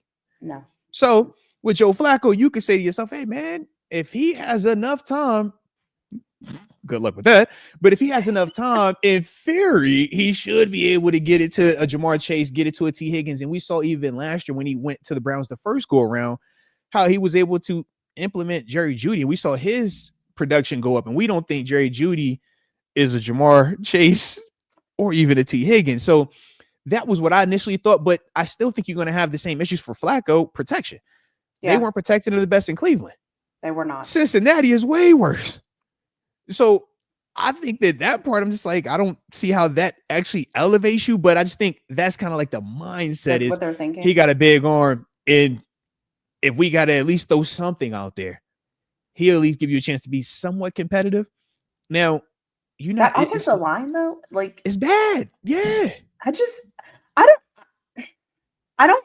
Honestly, though, I don't ever really understand what the Bengals are doing. That So, makes two of us. so, so in a lot of ways, it makes perfect sense because I don't really. There's a lot of times where I just don't know what they have going on. So I don't really know. Also, oh my gosh, hi chat. I am sorry. that But it's I like, did not say hello. My bad. thank It's you. smaller than normal, so I can't really see it as well as I used to. And size does matter. Anyways, so I can't really see it like I usually She's do. on So I'm location, guys. sorry. She's outside. She's on location. Sorry. All right. But I It's can like this kind of sometimes. see it. Yeah, I kind of see it go by. So hello. I forgot to say hi. But yeah, I just don't understand. I just don't get what they do most times. So this Flacco thing kind of makes sense. But also they should have went and got like some offensive linemen. I mean, look. We could go back to the Jamar Chase Penei Sewell decision. They clearly don't care about that offensive line. yeah, They are at not all. tripping on protection. They like, yo, we out here. We outside with Right. it. Yeah. And with Joe Burrow, when he's healthy, he is good enough to make that O-line work. Even though he be getting sacked and hit and everything else in between, it's like he makes it work. But the problem is when he's not out there, you can see how they are just bad. Like bad, I agree. bad. Yeah. And is Flacco gonna do anything? That's like, You catch I what I'm don't know. saying? Listen, good job, Bengals. Great job. What a great pickup, Cincinnati. Y'all killed that one. Great I job. like TaNeisha, as a defensive person, does anything change with how you are playing the Cincinnati Bengals when you sub out Jake Brown and Flacco? I'm like, yo, I'm doing the exact same thing, bro. I'm doing the exact same thing. So yeah. I'm doing the same thing. And we might actually are we playing them on the road on Thursday night? We are. We might get that Thursday night AFC North win. Oh my, and I'm not putting an asterisk by it. No, seriously, absolutely. Like, okay. Yeah. That kind of makes me a little bit more excited. Yes, can you hear me? Do I sound okay? I'm like, no. Okay. I hear you. I see you. You moving well. You not glitch or anything like that. Do I sound good? I look, because of the other day, I've double triple checked my audio. Okay, I was like, yo, mic check 1 2 1 2. All right, we're good. Yeah, you sound great. Okay, cool. I wish my members are going to see what this setup looks like, because it is so crazy that I'm like, I have to show somebody. Nobody will ever believe me that it looks like this. So let's go. But I like it though. And like I said, I appreciate you. All right. Because some people can't, their game don't travel. Some people are only good at home. Okay. We talk about the Dolphins. They only play good in September in Miami. Outside of that, it's like, it's rough. Okay. Right. You're showing skills. You're showing your versatility and showing why you're a key playmaker. All right. That's why you got the PhD. Just know it. Exactly. You know what I'm saying? I got you. All right. I'm with you. Like, I'm on a team. You know what I'm saying? You got to have me. You know what I'm saying? They can't not, you're like, she's gonna figure it out. Like, I'm not worried. She's going to figure it out. So. Not a care in the world over here. I'm like, TaNeisha, early. Who early? All right. Yeah. That's I told you yesterday. I'm like, I might just show up early. So listen, it is what it is. You know, I always say, if I want my teams to be stretched and to pull it out and to grind and do all the things they're supposed to do, even when it's ugly, even when it's, raining outside or snowing outside or whatever, I don't care. Go in there and get the win. So you know what? I live by that. I'm going to go in there and I'm going to do my part. I want it to be perfect all the time? Absolutely. But life happens sometimes. I got bills to pay. You know what I'm saying? I dig you on that. All right. I digs it. Life does happen. So with that being the case, though, all right, the case, I don't want you to feel like you typed up your notes in vain. I didn't even type up. That's how you know it's bad. They're written. It's handwritten. Let's go. It's like, yo, hold on. Miles, Garrett, dang, I wrote that too big. I gotta make that a little small. I need more space. Shout out. I like that. No, like, okay. We're gonna be off the rails 2 days in a row. Okay. But we're talking about football today. Okay. I won't have you praise modes in the chat. Yeah, we're going to talk football. So let me just show you. The funny thing is, I wrote these notes off memory and what I had at home. And I was like, I'm going to challenge myself because I know this matchup and I am going to write my notes. These are going to be the notes. And I'm not going to look at anything else because I didn't have time. I was talking to people and presenting. So these are my notes. Okay. Are you ready? Let's do it. 13-4 after a bye, which is Mike Tomlin's record, usually after a bye week, 13-4. Tell me something good. And then I have that the Browns are second in pre-snap penalties on their offensive line this season. So, and I couldn't remember the number. I had the number when I was at home, but I'm not there anymore. So there's that. And then I have, obviously Flacco was the starter. Now Dylan Gabriel's the starter. He struggles with explosive plays. Their turnover margin is -5 or 6, depending on where you look. Somebody is off on that. So I have like Steelers need to be aware of quick game. Browns have had kicker issues like they do what seems like every year at this point. So that's like not a shocker. And then I put like, we all know about that defense. Like, you know, they are who they are. And then the other thing I have here that I think is important is they also are similar to the Minnesota Vikings and just having a lot of penalties overall. And I know that was something that we called out with Minnesota Vikings. And then the other thing I have is they haven't scored over 20 points. And so I think it's like 16, 17 or 16, 13, 17, 10, 17 or something like that. It's like they're averaging like 13 or 14 points a game or something. Yeah. Yeah. And then I have not good on third down. And then they have given up 11 sacks. That is what this says. Okay. That is my research. This is what contributing. Out. So for those of you that don't think, like I am locked in, okay? I don't care where I'm at. I am locked in. I will figure this out. So that's kind of what I have. So for me, how I, you know, because I think we've said this before, but I'm just going to say it because I know I said it last time. How we do this is I kind of look at the outside things of like what I'm seeing from my fans' perspective. And then Moats will give us like the matchups and like those details, you know, because he's the force multiplier, former NFL guy, right? So we're working together as a team. And so we're going to combine this NFL power with this PhD presenter power. Very PhD. This is very PhD. Like at the very bottom, this is actually, I can't believe I'm saying this. At the very bottom, I have sustaining drives will be important and keeping the defense off the field or keeping the defense on the field so they are tired. Similar to how the Steelers defense gets when our offense is going 3 and out. Like, let's go. So where do you want to start? Listen, TaNeisha, we've been doing this now for a couple of weeks. Okay. Now that we're in regular season mode, we didn't have a month of this, so we getting a little hang of it. Now, granted, we spiced it up a little bit, hitting them with on Wednesday, right? A little back to back. Okay, you just got to wait a day in between the two, right? But so we back to back this time. All right, you're not missing. You don't miss. Okay, whether you're on the road, whether you're at home, whether it's nicely, beautifully doctored up, typed up notes using that Microsoft Word, okay, or if it's the handwritten, you know what I'm saying, off the hotel vibe, it's all good. It's all good because the information is valid. That's what matters the most. Okay, the information. That's what I'm hoping for. Yeah, I was like, I gotta like hold up my end of the bargain. Like, I really gotta focus in. I know this team. I know what. You are on. Yeah, and can we just talk about like the elephant in the room?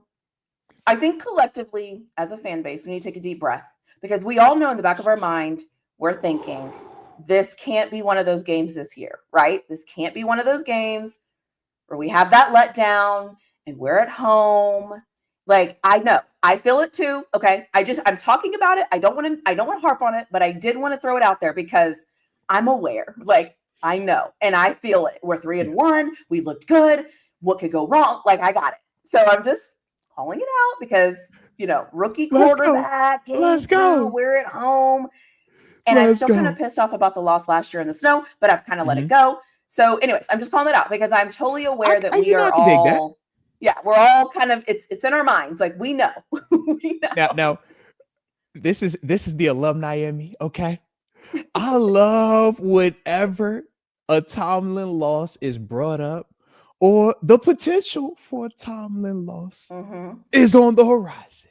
Yeah. Because it tells me a couple of things. Number one, you know your team really well. Okay. Because you know Coach Tomlin. Okay. You know him really well. Number two, you're starting to believe that we actually nice because you can't sleep on an opponent unless you think that you are clearly better than them.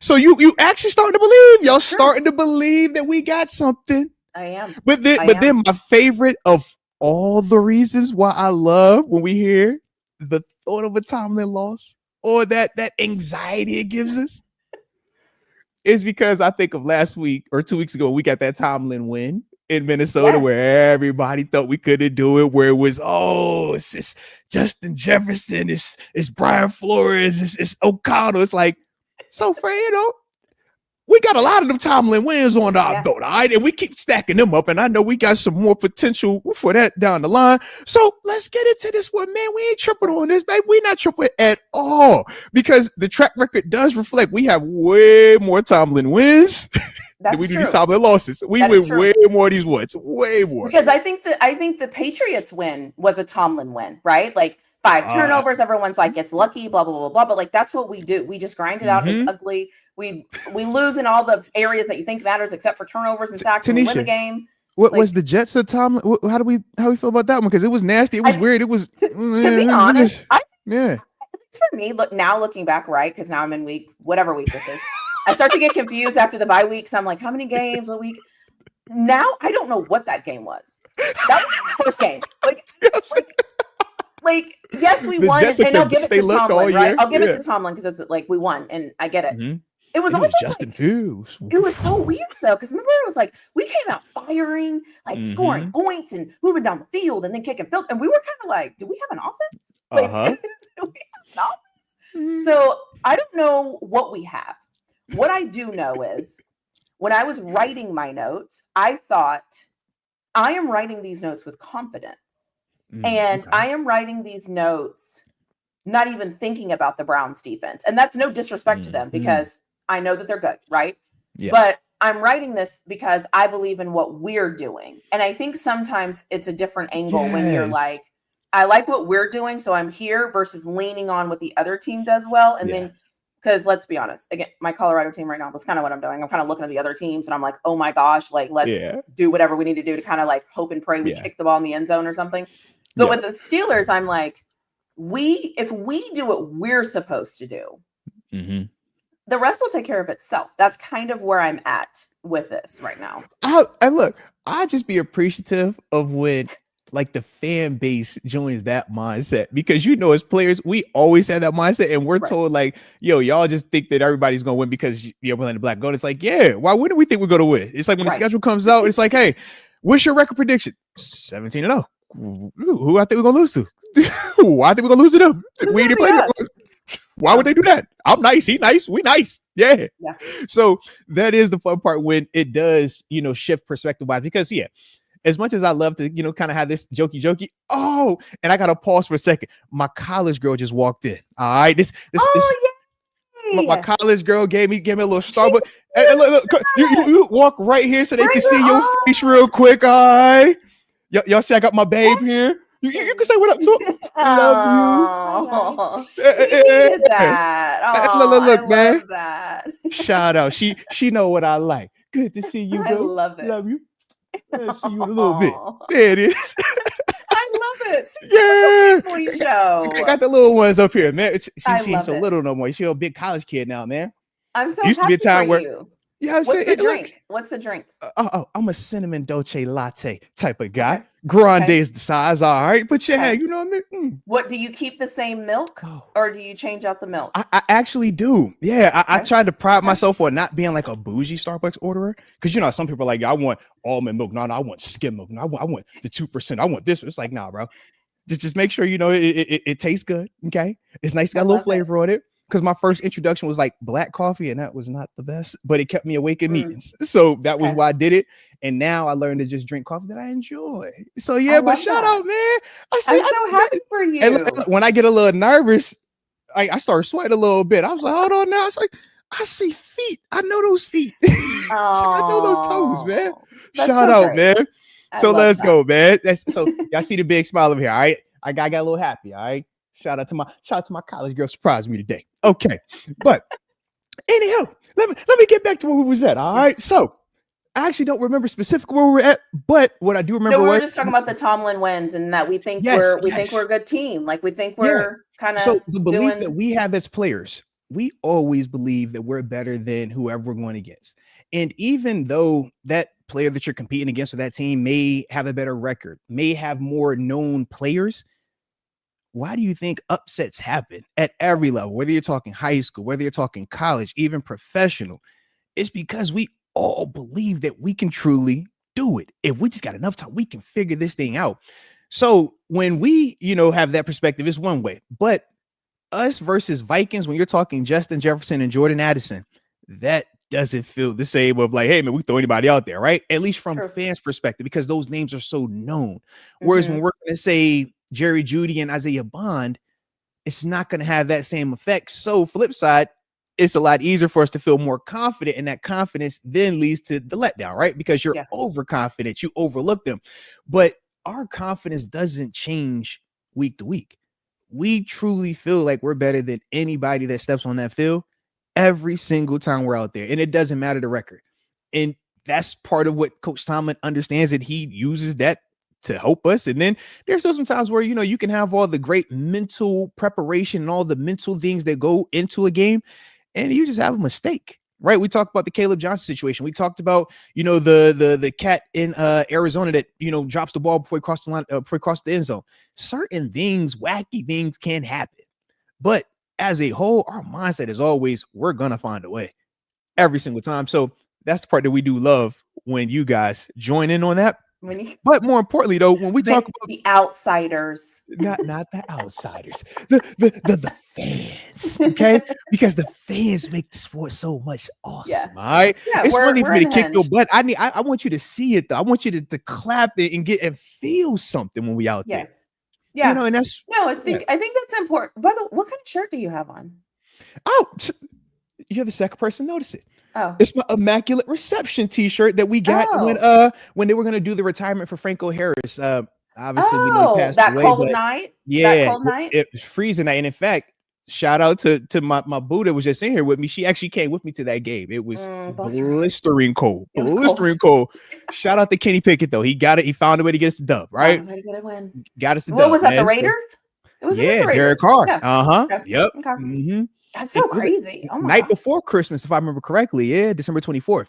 So I just remember it looked cold, and I remember thinking, it was so cold. It was like insanely cold. In fact, they were saying how if you were outside for too long, you could potentially, you know, be exposed to frostbite or things like that, or at risk for that. So yeah, there were a lot of that, you know, being talked about. But the thing that I also remember was that was one of the first times that we changed the color in the end zone.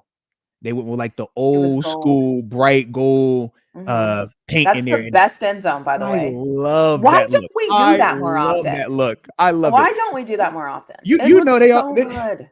Look, they be over there big on the whole, hey man, this was for this era, or this is for this, you know, generation of Steelers. And it's like, bro, that's fire for any of us though, man. We want to play on that. I don't care if it's any, like we want to wear that. Yeah, like they look great. And even on TV. Like on TV, it pops. Like the fact that we don't have, that was one of the things I liked about Ireland. Is I was like, look at those end zones. We had one, and they had the other one, but yeah, it looked good though. And shout out to you. By the way, your chat is calling you bougie. By the way, first off, I'm not bougie. Okay, I might be a little particular, but I'm not bougie. Okay, and of course, this doesn't help the non-bougie argument. But Tyler, he says I was sitting below Moats when he was in the suite. And I had to freeze at that game because that was part of the agreement for my daughter to come. She was like, Dad, you be sitting outside sometimes. Where are we sitting at? And I was like, all right, we'll make a call until we get inside. All right. And yeah, good job, chat. That was part of it. So yeah, I appreciate job. you calling me on that. All right. Y'all be remembering the stuff that you're not supposed to remember. Okay. Y'all be responding the ways y'all not supposed to respond. Are y'all with me or are y'all with TaNeisha? Okay. Because sometimes I just be wondering. I'm starting to think they're more with me. Yeah, like I'm starting to think they're kind of like, I mean, she's all right. Like whatever. Yep. That's definitely the vibe that I get sometimes. I'm just like, yo, what about us guys? What about us? By the way, can I just say I had 2 people DM me on my Instagram, and they were like, "Thank you for your show yesterday. Not only did you make me laugh, but they were so excited. Like they didn't want to comment or whatever, like in the chat, and they were like, it was nice just to see like everybody showing love, like to Arthur Moats. And I was like, yeah, it was anyway. So like, how great is that? Just like randomly, that people that don't even like follow me, they're like, I just want to let you know, thank you for yesterday. No, so I'm like, I just wanted to pass that along. I forgot to mention that at the beginning, but and once again, I told you after the show, but no, that was dope, man. I do appreciate that, and everybody that was in the comment section showing love, man. Pre-show, post-show, etc., man. From the heart, definitely means a lot, man. Now, you know, I always appreciate that. You know, I do have a question for you. Oh, I do have a question. A football, I gotta answer that. Let's question. I'm gonna drink So, on this oh, latte while you okay, ask the question. you Okay. did. Yeah. His grande latte. Mm-hmm. So I was curious about. So you know this. I don't go back and like study the film, overanalyze the film, do all of Yeah. those things. That's the Um, teamwork part. That's me. I got you. how Mhm. does Mason Graham look on film? How is he disrupting? How is he helping? What is Mhm. his what's going on with him? Like, what are you Yeah. seeing when he's on film? That was one thing when I called out the offensive line, because believe it or not, I don't think the Browns Mhm. have a good offensive line by any stretch of the imagination, but Yeah. they honestly don't give up a lot of sacks. Like, I think they've only given up, I think I have Mhm. 11 written down, or I don't have it Mhm. written down. I think it was 11, which Yeah. obviously the Minnesota Vikings are at 21. Yeah. They're at There's 11. big difference. You Big difference. Yeah, Yeah. so I was just curious to know, like, what are you thinking about Mhm. that defensive line? We know who Miles Garrett is. We don't have to go rounds and Yeah. rounds. But like, what do you think about Mason Graham? Like, what does he bring Mhm. to that? If y'all So don't leave my zipper alone and stop trying to curse me, okay? Leave my zipper alone right now, okay? Okay, I'm struggling. Leave it alone. I'm struggling, okay? Let it the be, okay? listen, We're listen. in here. I, We're I keep good. Leave it forgetting. alone. I keep forgetting that you can see the chat because I saw that when he was like, "Y'all pray for the strip of the zipper," and I'm like, "Hey, yo, y'all are funny, yo, wow." I'm doing my best. And I'm like, "No way, she's gonna Please. see this." And when you start, I'm like, "Oh yeah, she definitely seen this." Then you talk about your DMs. I'm like, "All right, guys, don't y'all do this now. Don't y'all start the DMs, okay? Hey, it's a family friendly show, guys. Okay, This is family friendly. So okay, keep pray it for family my friendly. zipper. All right, Okay, pray praying for for it, okay, it. in a positive manner. Jeez, Yes. yeah, leave it. Team zipper. Oh my Yes, okay. gosh. Anyways, so But yeah, man, when you this talk about chat. the Browns, their D line definitely shows out. And part of when we're talking about Mason Graham specifically, I think for him, he's a good athlete as a whole, right? When you talk about Okay. the speed, the ability to have the smooth hips, that's one of the things that I liked about him coming out of Michigan was the fact that, as a pass rusher, I think he does a good job of getting up. I think he does a good job of denting offensive lines. But the thing that really has benefited him is Malik Collins. Malik Collins is the Mm, guy that if you're talking that D line and how they can force you to feel uncomfortable, Malik Collins is the one that is really, causing the disruption. And from there, Mason gets to kind of okay. play off of that. We know Myles Garrett is the force multiplier of all force multipliers, right? When you talk about Yes. him being out there, you watch him on the right side, you watch him on the left side. You watch how they have to use tight ends. They chip him with, running backs over there as well. And because he's a true 4-3 DN, that impact the speed in terms of how quickly he's disrupting the offensive line. It's a little bit different than how we use TJ from that stand up 3-4. Okay. But that's why Malik and Mason are able to have the success they're having. To me, Mason is still a young player. Mason, to me, shouldn't do anything this game to make us feel like we can't block him. I Okay. think he's better against the run right now, just in terms of him getting off the ball, but the fundamentals and the doing it every single play. I could pull up a clip of him looking really good out there, right? But then you're going to also see later on in that same series, he gets reached. And Okay. that's a part of young players, very similar to how we talked about Keanu Benton. Right. Think So he's about not Keanu there Benton yet. when he first, Okay. it was like, man, with Keanu, we're like, yo, he got some moments where we're like, yo, you look like you flashing. Yeah. And then you can still see some of the growing pains. Okay. That's Mason right now. But because they have Malik and they have a Myles Garrett, it's like, man, most teams, Mason has to be your best D lineman. Mm-hmm. And when he has to be your best D lineman, you can see where that would be a negative because he's not ready for that just yet. Okay. But when you're putting him next to Malik Collins, who's already a proven butt kicker at this level, right, in terms of rushing the passer and versus the run, you look at all the stops he's had, that track record is there. You Okay. even watch him in that Vikings game, it's like he's still making plays out there. Went to town on the young boy, the Joe Huber dude, right, who we were hoping we was going to get, right? Went to town on him. So it's like, man, you can see where that's how they make you uncomfortable, but everything on that defense starts and ends with Myles Garrett. Absolutely. When you want to run the football, is where's Myles at? When you want to pass the football, is where Myles is at. Now, the flip side, when you look at their offense, right? And we talk about sack numbers being low, but me and you both visually watch them and say, yo, this offense line isn't good. Right. What they do is this. Their commitment to running the football is top notch. That's a kudos to Kevin Stefanski, right? And why is it top notch? Well, it minimizes potential for negativity. I would rather have 5 3-and-outs than you trying to throw this ball and you give me a pick. Fans don't always agree with that mindset because fans say that's boring. That's too safe. That's playing not to lose. That's you're living in your fears. You're Coach Tomlin. Nah, that's called being smart. That's called minimizing the damage. That's called making sure that you're not putting your defense out there on a ton of short field scenarios. You're going to have your defense playing more when you have an offense that's a little bit below the line. We've experienced that in Pittsburgh, right? When we went from Big Ben. You know what that is. But the difference was this. We didn't turn the ball over. We also didn't have a lot of pre-snap penalties, right? When you talk about Cleveland, you watch them, it's like, yo, y'all have a lot of the self-inflicted, just little things. And that's where, when we always talk coaching, we don't see that here in Pittsburgh because Coach Tomlin knows how to coach that. Kevin Stefanski, the 2-time coach of the year, you see this stuff popping up. And it's like, well, why is that? Right? So as we continue on with it, though, the other part is this. When they had Flacco in there, Stefanski hasn't had to change that offense from Flacco to Dylan Gabriel. It's still heavy on the inside runs and his play action pass and his quick game. They're not trying to take a lot of deep shots because they can't hold up. When they hold that ball, that's when you see the pressure come in there. But a lot of their stuff is off of the boot. It's off of, man, I'm going to show you run. I'm coming up out of that thing. I'm trying to get rid of it quick. And especially with Dylan Gabriel, it's like super fast West Coast offense. Everything is in rhythm, just trying to get him out because, as a younger player, you know, if he's having to sit back there and make the right decision 30 times in a game, it's not going to happen. Yeah. If a young quarterback has to sit back and make 25 right decisions, it's not happening. 20 right decisions is not happening. So that's the other part of why those numbers are down, because they haven't really committed to just saying, F it, we're going to throw it out.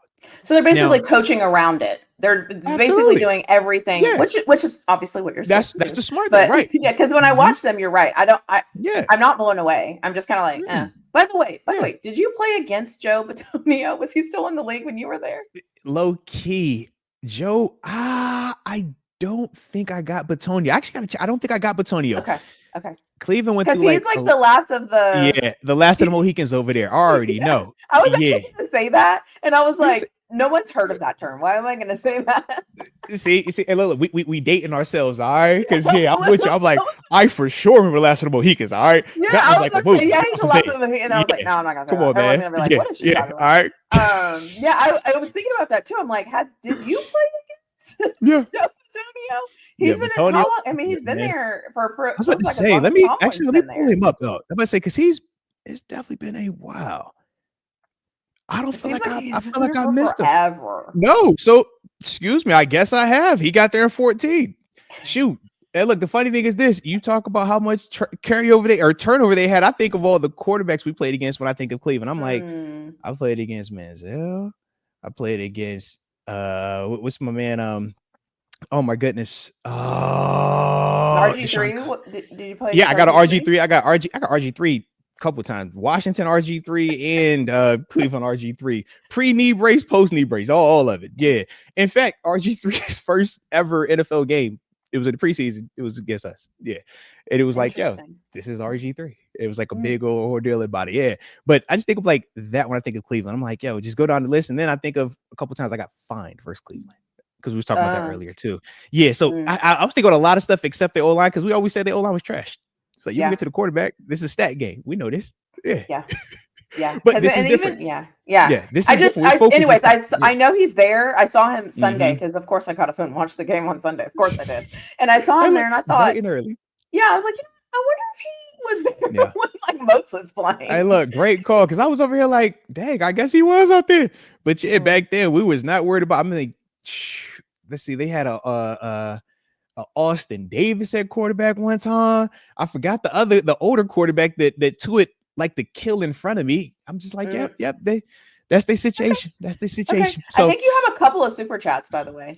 Oh yeah, so we're gonna get to those in one second, but I did want to just finish this up real quick though with in terms of Cleveland though, with their attack though, is going to be heavy based on that Quinshon Junkins, Jerome Ford element. Gotta stop that.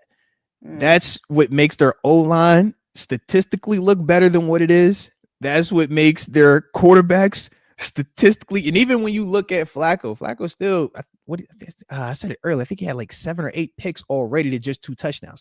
So they're still giving it up. They're still turning it over. It's just the way that they're going about it. They're just limiting how many opportunities you're going to get with that. Yeah. But if you smash this run like we're capable of, now you force a Dylan Gabriel, you force Kevin Stefanski to throw, and now you're looking at Jerry Jeudy, who we've had success against, but he's still a good player. Your boy Isaiah Bond, shout out to the young cat. Heck yeah, man. And he's getting implemented into the offense. He still looks more young and trying to not make a mistake. It's more like, hey, am I running the right route than trying to get open? And you can tell it's a difference. It is definitely a difference. He's like, I'm running here and I'm turning. I ran my route. That's not an error. Are we good? And I'm like, did I do it? but I'm like, bro, but you're not trying to create separation. Can we get a little? Can you freak it a little bit? Like, act like you know what you're doing. I seen you in Texas. I know what you're capable of. Like, come on now. Yeah. And I don't think he dropped a single pass as a Texas Longhorn. He's a sure hand. Yeah. But you're right. And he wasn't there during training camp. Yeah. Well, he's fast. And he wasn't there during training camp. So, and the other thing is too, you mentioned, so stopping the run is going to be kind of like our calling card to winning this game.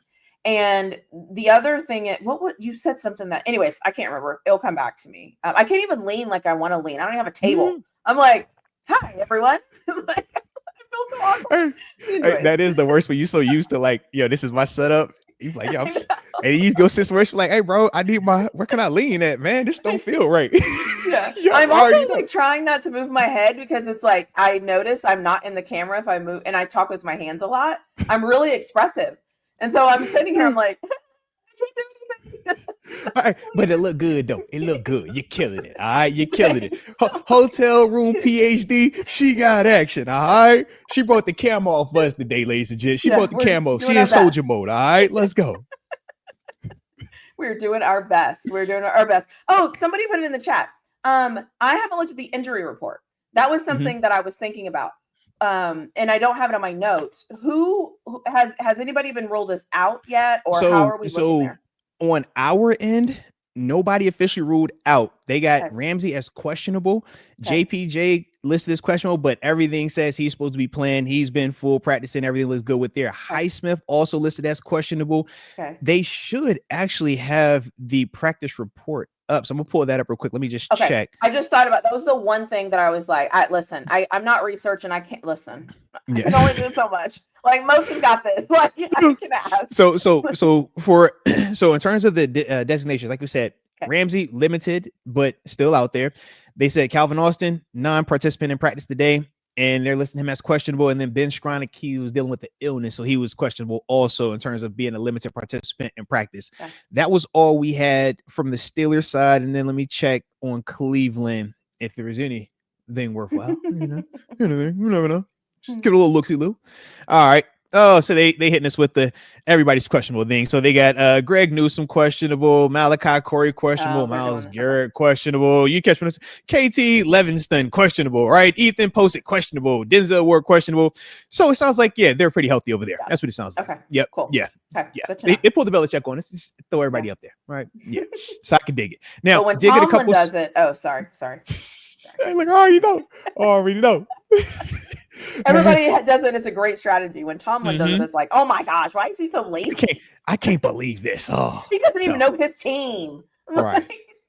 Really. Hey, look, there is nothing. You already know this. Nothing he does. All right. If you did that and you thought it was good, no, it's wrong.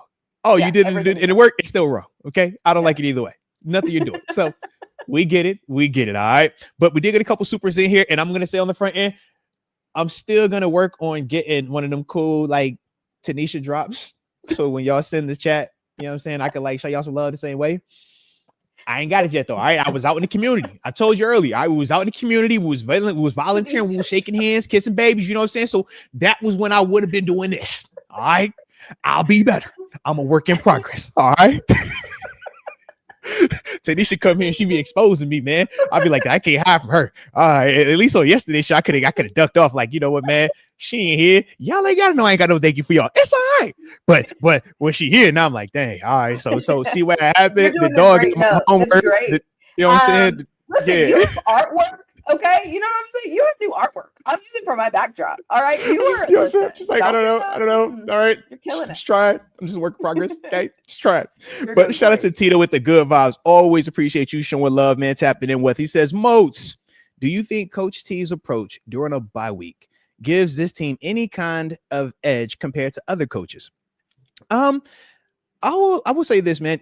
And you brought up Coach Tomlin's record coming out the bye. I think you said it was it 13 and 4 or something? Yeah, 13 and 4, right? The thing that I always say when we're talking Coach T that he does a great job of, he understands us. And what I mean is the self-scouting element. He knows what we do well, but he also understands what we struggle with on an intimate level. It's easy when I ask somebody, hey, is Broderick Jones, is he good? He would say no. And then we say, well, what does he struggle with? Pass blocking. What does he do good? Nothing. And it's like, all right, there's no way that a player is on this level and starting a game playing more than one snap and he doesn't have anything good going for him. I can assure you of that, right? That's just the reality of it. But with Coach Tomlin, he can legit tell you everybody on this roster what they do well and what they struggle with. So when you get to the bye week, that's when he hyper focuses on the self-scout. And you kind of get that chance to say, I don't have to be worried about who I got next week because everything is always next week. Now I can look and say, hey, you know what? Man, DK is thriving with these screens. He's thriving with slants. I know he prefers down the grass routes, but that doesn't necessarily promote what I want from within with my offensive line. So let me figure out how I can adjust that. Maybe it's more Darnell Washington being on the core and now him chipping just a second or two longer before he's releasing. If that could allow me to get to DK. This is the stuff that Coach T works through during the bye week. And when I tell you his level of understanding, both pros and cons, that's why you hear me say it a lot, right? What you do good, what you struggle with, because that's one of the big things for him. He doesn't want to hear blanket statements about this guy is great. Nah, nobody's just perfect, man. Even Miles Garrett, even TJ Watt. We got play. I can pull up with TJ. It's like, yo, he does this really good. He struggles with this, and this. Michael Parsons does this really good, struggles with that. And that's what you want from your head guy. Because I've unfortunately, or I guess in this situation, fortunately, for experience and for conversation purposes, I've had coaches where that's not the case. Where you're in the bye week and they over here trying to come up with these cool trick plays, and you're like, hey, bro, we can't stop this run. I don't care about all this. We're gonna trick them into this. They look, we can't get them in the third and long, coach, for this sexy cover two. Oh, show this look, and then we're gonna morph to that. And it's like, oh, you want to work this triple reverse? Like, coach, we ain't got time for no triple reverse. Y'all can't even. Can y'all get a first down? Can y'all just sustain a drive so we don't have to go in for every single drive? Like, some teams they focus on that during the bye, and then you got the other coaches where it's like, yo, they on bye week too. And yeah. It's like, yo, we both can be on bye week, coach. Right. Yeah. Somebody's got to work. I'm on bye. You got to work, coach. You feel me? Somebody's got to work. Yeah. Yeah. So that's one of the things that I do say, Coach Tomlin, it is an advantage. And that is also why the statistics and the record reflects that as well. It's not just me blowing smoke. It's not just me talking my personal experiences. That 13 and 4, I only have 4 bye weeks, but actually 5 bye weeks if you count the playoff game. So that was probably one of those losses, okay? Because we lost to the Jaguars after the first round bye, okay?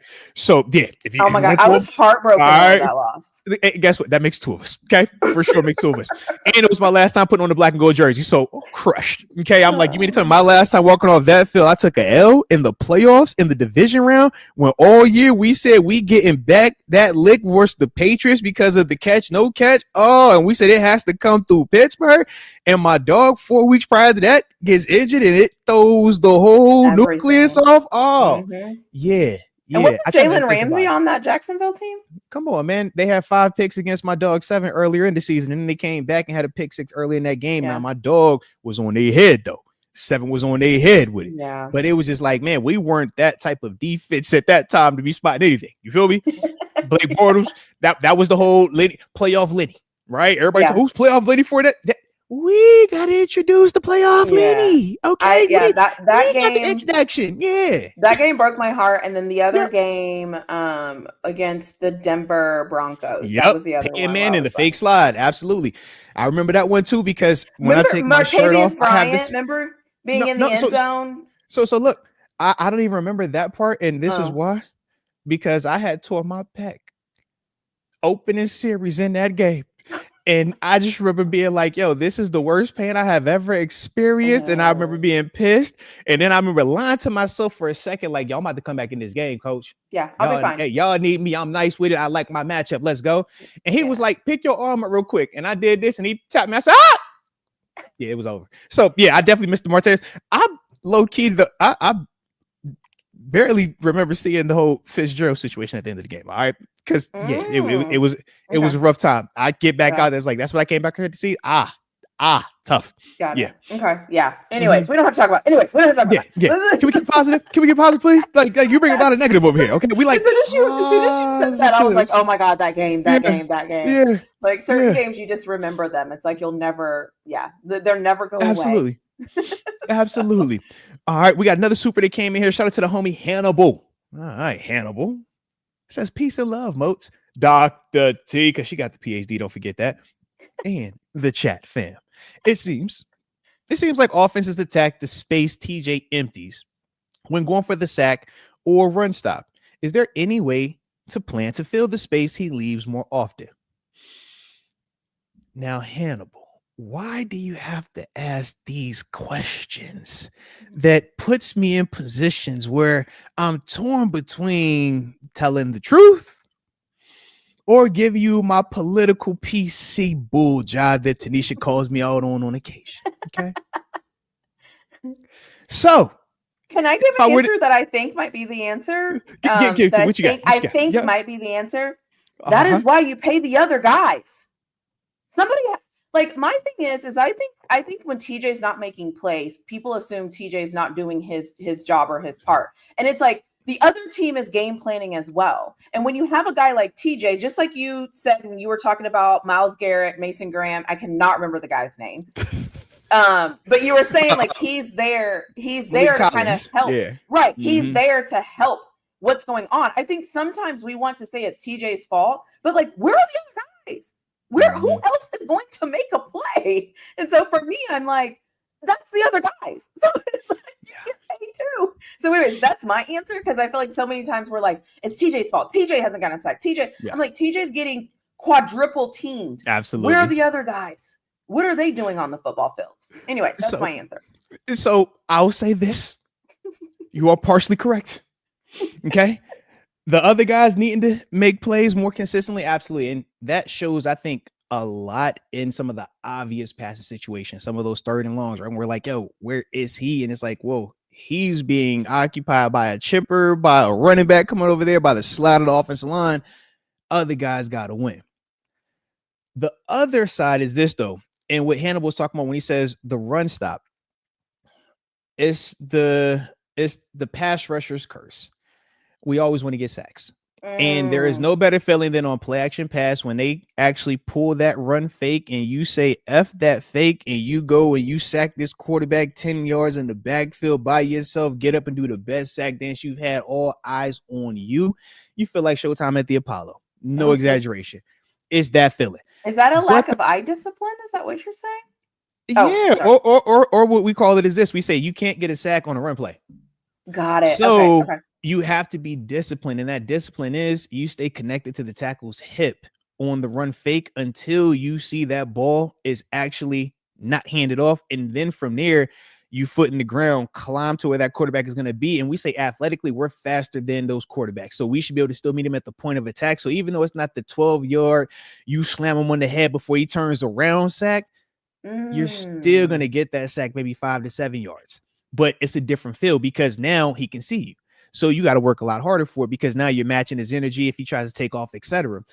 But that's the issue. So with a guy like TJ who has over 100+ career sacks, who's the most dominant pass rusher that we've seen, there are times where he does what most pass rushers do that don't even have his track record. I'm guilty of it myself, where it's like, yeah, bro, I'm trying to get a sack. And I remember in my ear, Dick LeBeau in my ear, Keith Butler in my ear, Mike Tomlin, Most, you ain't getting a sack on no run play, man. Stay connected to this tackle hip, shuffle, stay square, putting foot in the ground. You fast enough to go get that. And if you're not fast enough, then I need to get new people out here anyways. So break this down. Hold on. Okay. Mm-hmm. You said stay connected to the tackle's hip. So I got you right here. So when a run play is happening, right? And it's a toss play, right? Think about the toss. Now imagine if it wasn't tossed and he actually runs it off to the right. And just because it's a clear, it's a clear visual of everybody going hard right or everybody going hard left, right? Okay. So when everybody is doing that, the offensive line, they are connected together as they're trying to block to create that path. So when you're that backside edge rusher, right? Okay. You are the edge of the defense. So if you don't stay shuffling down when those guys go down, and that's the other thing that guys struggle with, Mason Graham included, at this level, the gaps move. Oh, When we okay. I draw get it up it. on the film room, oh yeah, you're stationed here. This the A gap. That A gap might be on the left hash pre-snap, and then once the snap happens, it's in the middle of the field. You have to travel with that. So if you're that outside linebacker, that edge rusher, and you say, well, they're all going this way, but I can see the quarterback, boot, I'm gonna just run up here for the quarterback. I'm not trying to get Okay. down here to this tackle. And now you see that run Yep. edge off. And we're looking at Patrick Queen and we're saying, Patrick Queen sucks, man. Get off a block. Patrick Queen, what the heck is wrong with you, man? Peyton Wilson, he's too soft to play the run. Peyton Wilson, man, he'll never get down here versus. I can't believe, man, why are safeties always having to make tackles, man? God dang. And then I'll come up here and I'll be like, yeah, man, we just got to be a little more disciplined in our run fits, man. We got to stay more connected. Okay. But that's what it is. And like I said, that's the gift and the curse of being a pass rusher. When you kick a lot of butt, you get hungry for it. And that's part of how you defend. In terms of offense, is how you defend against a TJ. Why you defend against a Myles Garrett? You watch the Vikings offense versus the Browns.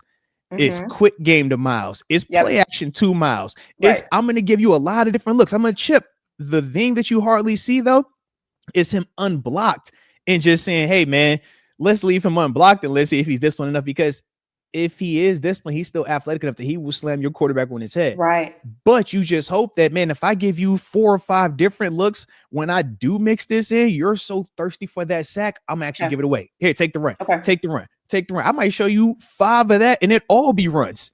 And then that 6th one hit you for that pass because now you over here like, oh, I'm thinking this. Or shoot, you keep going up there for that pass. I'm gonna just keep giving it to the running game here. And now we're picking up 7, 8, 9. Okay, that's interesting. Yeah, and that's the pro and con of having an elite pass rusher. The pro is that guy is going to get out there. He's going to have that big sack, the moments that make us feel amazing. But the flip side is because they're more geared to rushing the passer, that's the little nuance that not everybody cares about.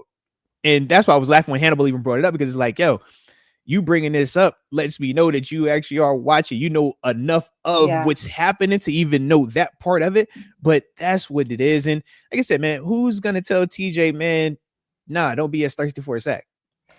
Right, because it gives and it takes, right? If you it's kind of, okay. I can't want Aaron Rodgers to throw the ball downfield 30, 40 times, but then when he has some incompletions or it's a turnover, I'm like, hey, why would you do that? It's like, bro, it's a part of it. It happens. We say you can either expose him to that negativity or you can minimize it. We just try to keep TJ to just 1 or 2 of those a game. If it's 1 to 2 a game, you all right. That's too my motto. Like sometimes better be lucky than good. Like sometimes, right? Sometimes you guess right, it works out for you.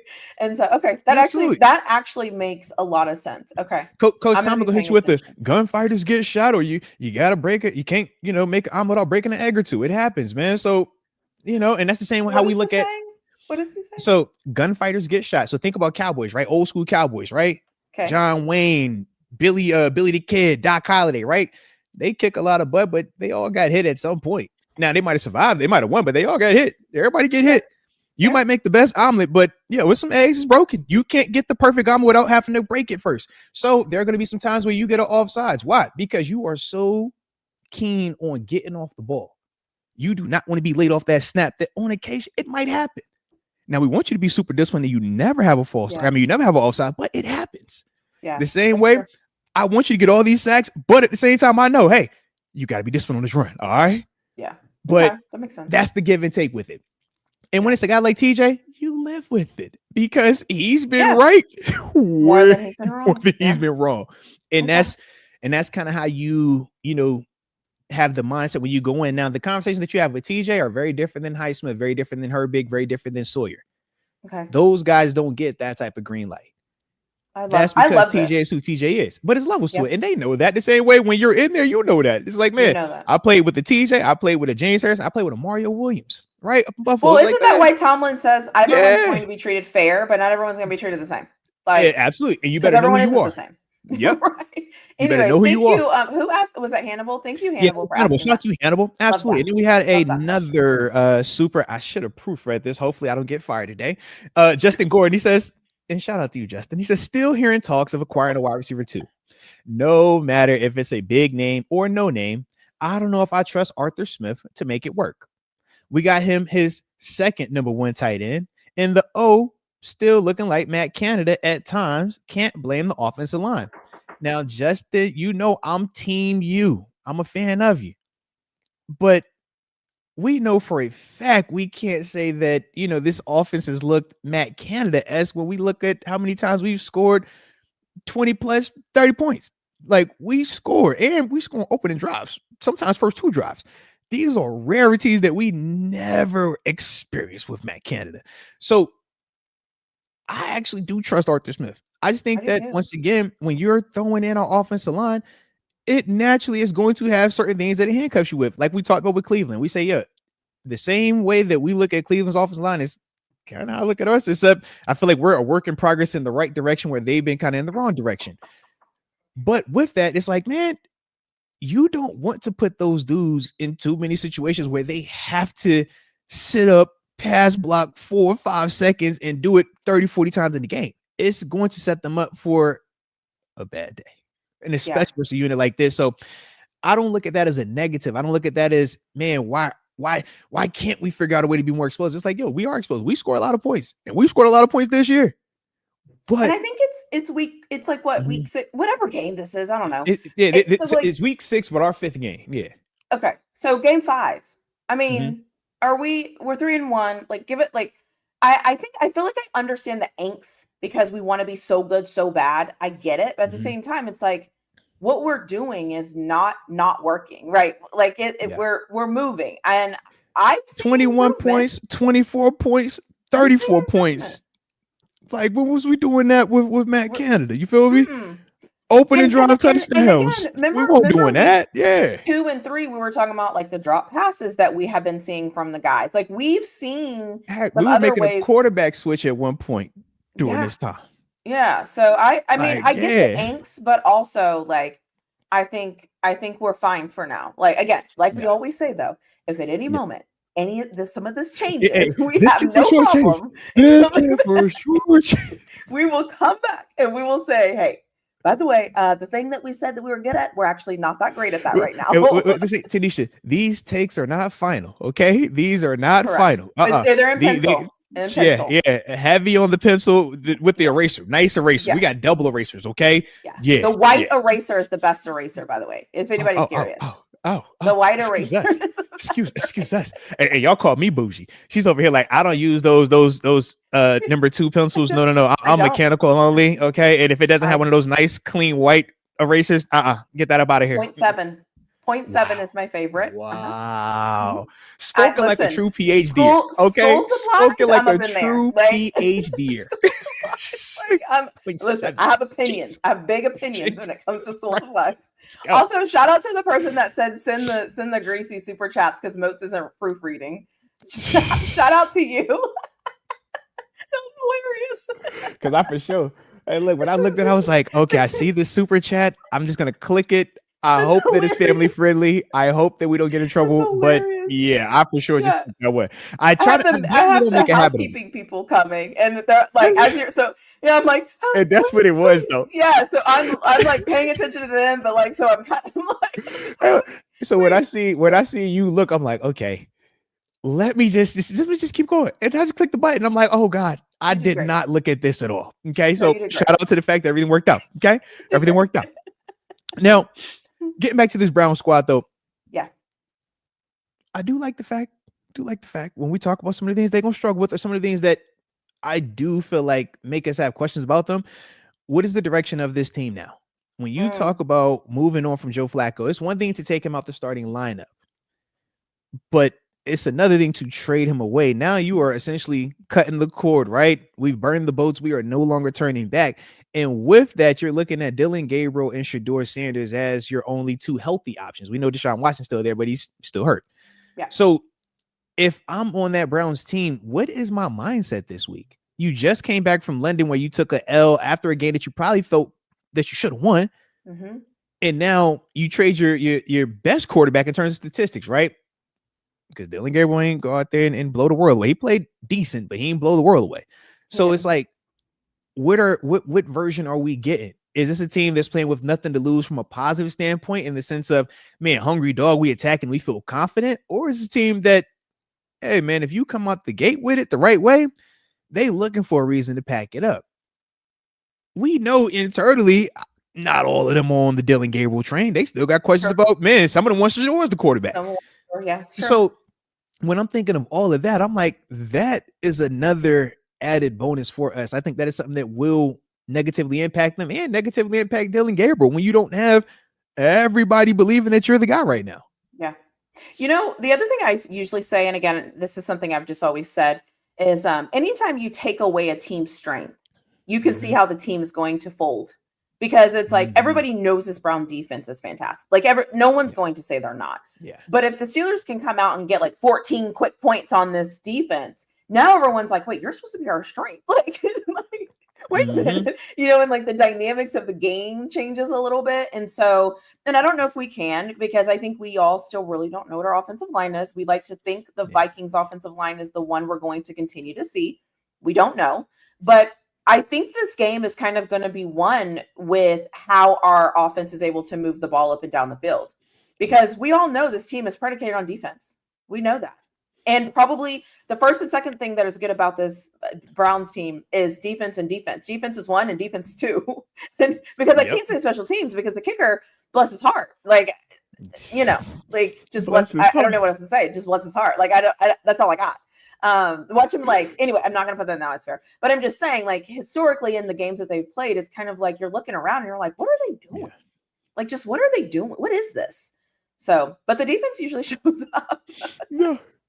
And shoot, when you say that, it's like, man, when I look at even some of the matchups I have, a lot of it does feel like it's more on, if our offense can do this, man, we'll be fine, because I don't see a lot from their offense that is going to put us in uncomfortable positions if we are just simply doing what we're supposed to do, not even being overachievers, just doing the bare minimum.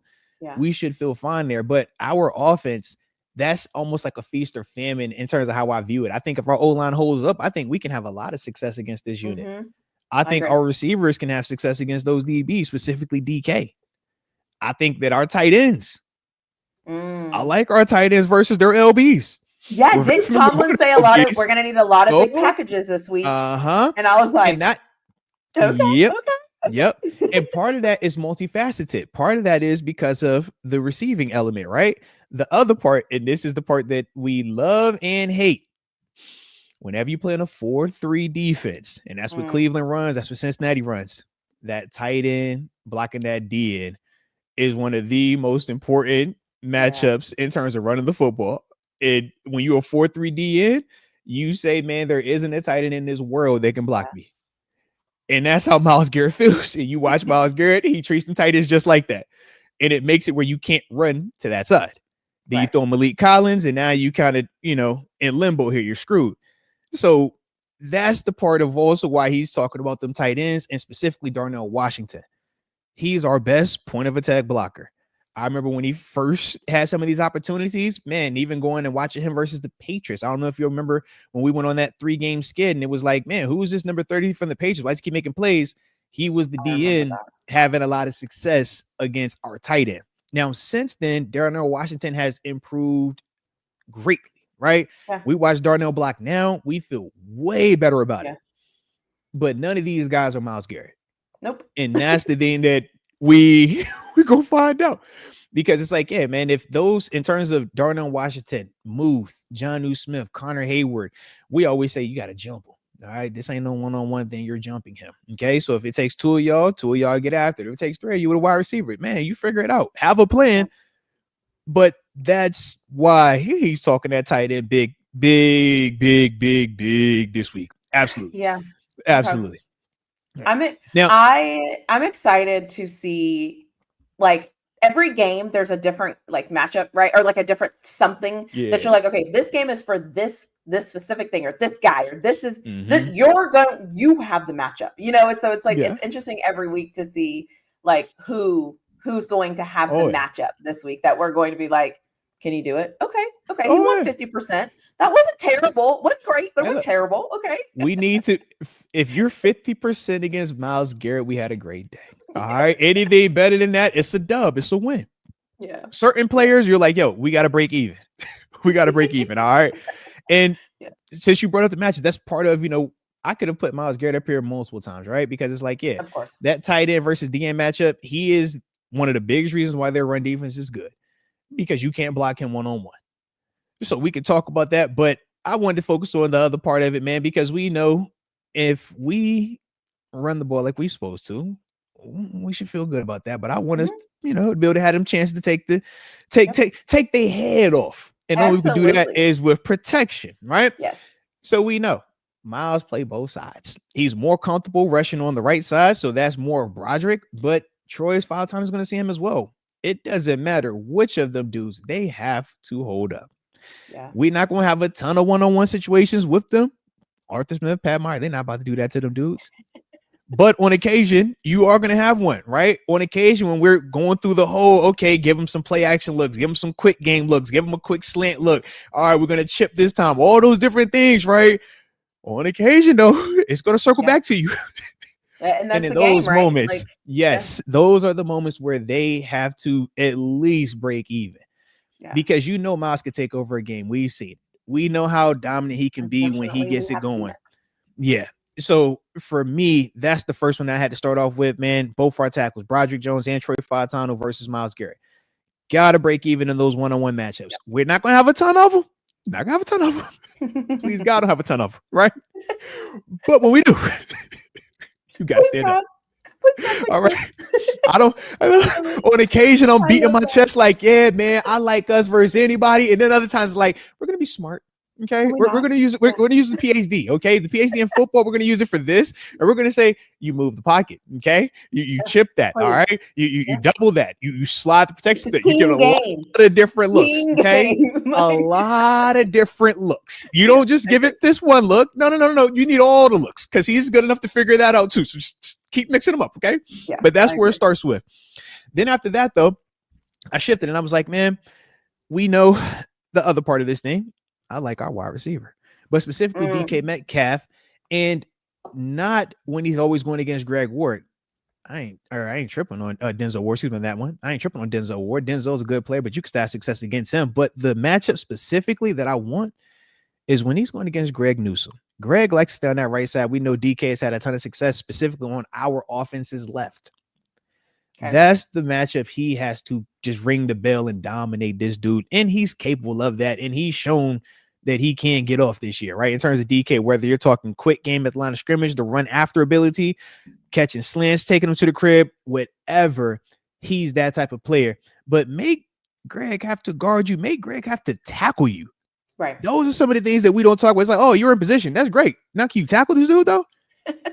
I don't see that happening consistently.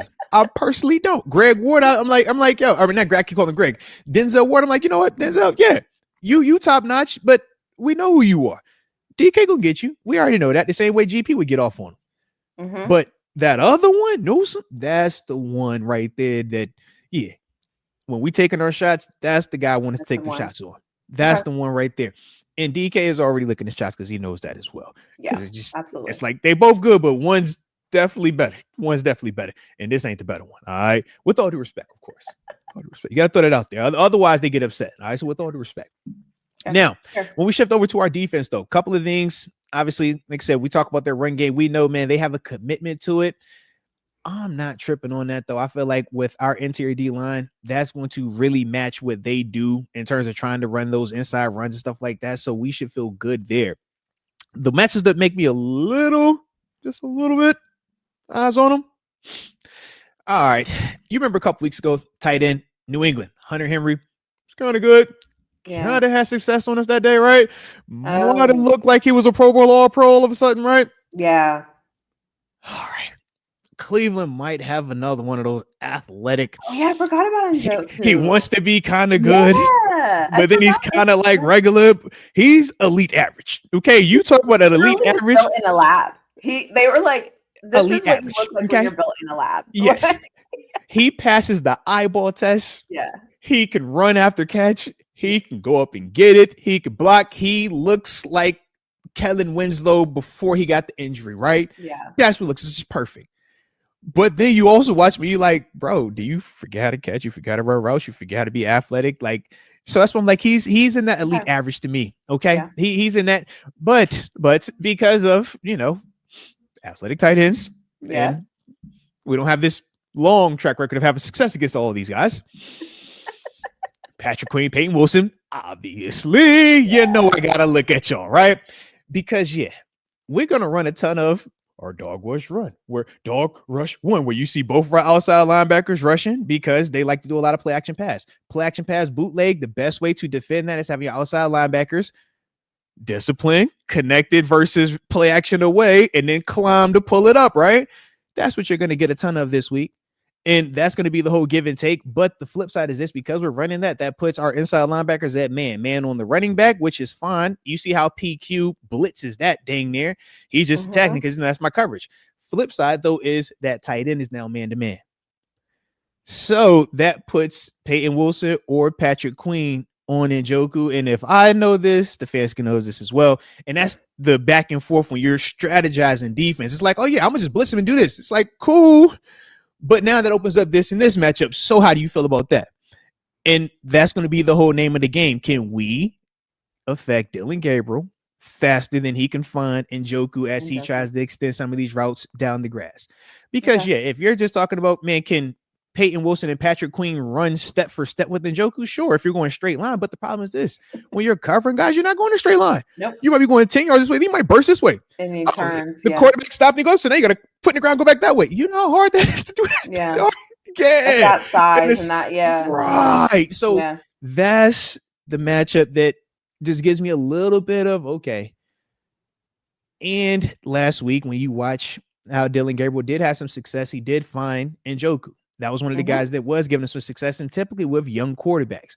Running backs and tight ends are their safety valves. Why? Because they can see them a lot sooner, and usually their separation and their open is college-wise. So I can visually see it versus that wide receiver that's down the grass. I don't know if I could layer this perfectly. Did I actually see that coverage right? So you watch Dylan. Dylan is pulling the trigger on these short to intermediates way faster than any of the down the grass stuff, even though some of the down the grass stuff is opening. Yeah. But that's why Njoku, but that's the part with Njoku where I say we got to make sure that our LBs are ready for that, because that's the downside to what we're going to be doing when we try to attack this Browns offense. Then the other one, well, we know Ramsey is technically questionable, but I personally don't anticipate Ramsey being out there. And if he is out there, I don't know what that even looks like. Yeah. Their main receivers, Jerry Jeudy, JPJ, all signs are pointing to him coming back, being healthy, being good to go. You're familiar with this dude, but this is the matchup we got to win. It can't be we're worried about Njoku and we're worried about Jeudy. No. You know how to guard a Jeudy. You're physical. You have long arms. Stylistically, y'all match up really well. So that's the one for me where I'm like, we got to have that success because there's no Rams. If Rams is out there, I say, oh, Rams taking care of that. We ain't tripping on it. But this is JPJ's first game back also. So and when was that going to be played? Was that the first game? Preseason. It was like first game / preseason time frame, if I remember correctly, him going down. I don't remember when he got hurt. It was the early. chat will it let was us know. Super early. Yeah, the chat will let us know. Hey, I can't remember if it was the first let us game. know, man. It was super early though. Okay. I can't remember. But that's the part for me now where my questions are, what is his conditioning? Because typically when you haven't played a lot football-wise, your conditioning is down. You're playing in a position where you're going to be running all over the field versus a dude that is going to get targets. Right. The other part is, from a health standpoint, does that hamstring actually hold up? Are you fully recovered or are you coming back a week too soon? We won't know that until you get out there and you start running around. But that's always the fear with hamstrings, and specifically in the fast guy circuit. We weren't in the fast guy circuit. We was in the box. All right. When you're in the LB circuit, it's like, we're fast for LBs, but those guys, they play on the interstate. That's like fast expressway. So their hamstring is going to be exposed a lot more when you're going full speed down the grass for long periods of time. We just got to see if it can hold up. If it does, technique wise, I feel good about that. But that's the question for me. And then the last matchup, and I'm happy that I saw this dude already on the injury report. Granted, I think it's bull jive, but their left tackle, KT Levingston. We know they're not gonna allow TJ to just have one-on-ones all day. No. They're going to have tight ends chipping. They're going to have wide receivers condensed into the C area. They're going to have running backs releasing through that way to just do things to disrupt TJ, to distract TJ. Very similar to how we talk about Myles Garrett, right? Mm-hmm.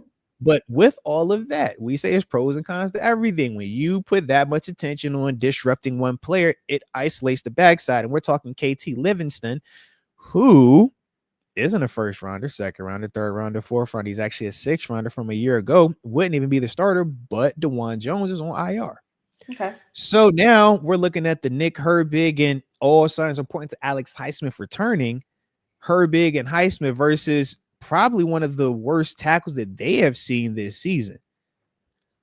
That's something to me that when I'm thinking of, okay, if we're going to stop this run the way I anticipated stopping this run, and this becomes more of a, you can't just play action pass us to death anymore. You actually got to drop back. This is the matchup where we should really feel that pass rush taking over. They're not, TJ's going to make plays, but they're going to do everything in their power to make sure TJ doesn't take over this game. The same way we're going to do everything in our power to make sure Miles does, right? It's like, hey, Mason Graham, you're going to have to be the guy this week. It won't be him. They're going to say the same thing to us. But Highsmith, Herbig, they are going to have the best matchup of all of our D linemen. Because you talk Cam, you talk Keanu Benton, you talk Derek Harmon. It's like, man, the best part of the Browns offense line is their interior. Ethan Posick, Wyatt Teller, Joel Bitonio. Those are their best three. Those are their most consistent. Conklin is a good player, but to me, Conklin isn't killing you in the run game. And TJ has had plenty of success when we're talking about just winning, right? Creating pressure. But they're going to do certain things to offset that. But like I said, to me, that interior part, I feel good about us. Okay. I think we should be able to win that. So that's why I look at that edge rushers versus that left tackle. And I'm like, hey, man, that's the duck in the group. If we all sitting here, who's the one that kind of don't fit? It's that one. Yeah. So those are the matchups, though, for me, though. Like I said, that I think will have that impact and will sway us. And so far, we've been hitting good. We've been good. We got to keep it going, though. I got to keep it going. Okay, cool. I like it. Mm-hmm. I like it. Now, sense. I do need to ask you, though, because, we've talked matchups, strengths, weaknesses, and I see them super chats. We're about to get them right in a second. I see them in there, though. Vegas. Shout out to Vegas. Shout out to DraftKings too, man. Some people over here make some money with DraftKings. We appreciate y'all. All right. But every time you yell into the thing, I literally am like, oh, here comes the yelling. Let me turn it down. My AirPods, they ring my AirPods. I'm like, nope. Oh, pause. Let me turn it down. Now, TaNeisha, usually I don't get upset. Okay. Usually everything you say, we're spot on and we're good and we're simpatico. Okay. But I'll be daggone. Okay. Did you just refer to my vocal melodies, my musical bliss, my ability to hit every single octave? Did you just call that yelling? Did you say what? The funny thing is, I know you did not just say that. Sorry. When you when you hit the high octave, when you hit the high octave, there we go. I'm sorry, that's what I meant to say. Okay, what I appreciate it. Is when you hit the high octave. Yeah, that was my mistake. My bad. Shout out to Michael G. Like Luther. They call me Luther Moats over here, okay? Yeah. Luther Moats draws. All right. That's all what it is. Yeah. All right. But with that being the case, though, Vegas, they like us 5.5 point favorites. We haven't been this big of a NFL game. I will say though that makes me nervous. They think we 6 points better than a team. Yeah, I mean, let's be honest. We are. I mean, because where are they better at us? Where can you point to and say, name me three places that you can point to and you can say they're better? And I think in an some AFC people going to say their head coach. They're going to be like, they coach that better. No one's going to say that. No one's going to say that except for a troll. He's a coach at here. Oh my God. He got a coach at here. 2 of them. Jeez. And in an AFC North game, what usually decides it, right, is a field goal kicker or something like that. Even he has potential of struggling. Yeah. So I think it's actually fair because it's kind of like they are just not, it just doesn't look good. It just, I mean, it just doesn't look good. It just doesn't look good. I'm with you. Because as I'm looking, I'm like, I don't, outside of self-inflicted wounds. And what I mean is if we come in here and we turn this ball over, Yes, you can lose at this level. We said every week you could lose like that, though. Mm-hmm. Heck, nobody For thought the sure. Titans would come back against the Cardinals. A turnover happens, right? You Turnover. drop the ball, and it's like, Momentum. hey, and it gets weird, Yeah. right? It gets real weird, and we all are confident that momentum it does have an impact. It does have an effect on you. Yep. So it's like, man, when you throw that in there, absolutely, you could lose. But barring self-inflicted issues, We're right? better than them. We are a better team in all Yes. three phases. And that's the same message that Coach Tomlin's preaching, but he's also preaching it not from a stance of arrogance, but almost with a little bit of urgency. And that urgency is we have to go out there and show it. Because Yeah. if we show it early on, these are the types of teams that quit. These are the Yeah. type of teams that will turn it in. And when we talk about how do blowouts happen, well, when you have a team that mentally you have questions about, but then they have early adversity, they turn the ball over. Those are the things that makes teams pack it in. And that's how you can get them 30 to 3s or them 40 to 10s. It's like, yeah, we want one of those, right? Right. This legit is an opportunity for that. But it's only going to be that if we make it that. That's it. And the first thing to do is stop that run. You stop that run, you make Dylan Gabriel have to pass this ball 20, 30 times. We're going to have exactly what you, me, and all of us have been wanting. One of the big blowout sexy wins, right? Yes. Heck yeah, man. We want to be bored in the fourth quarter. We're talking about, man, they about to turn our game off. They about to play this other game now. Jeez, they ain't showing us no more. We in the small box and they in the big box over here. You know how that would is. Be fantastic. Yeah. Be fantastic. We don't get those a lot. It's been like once every 5 years. All right. Right. But we might be due. Okay. We might be due. Well, I'll be waiting.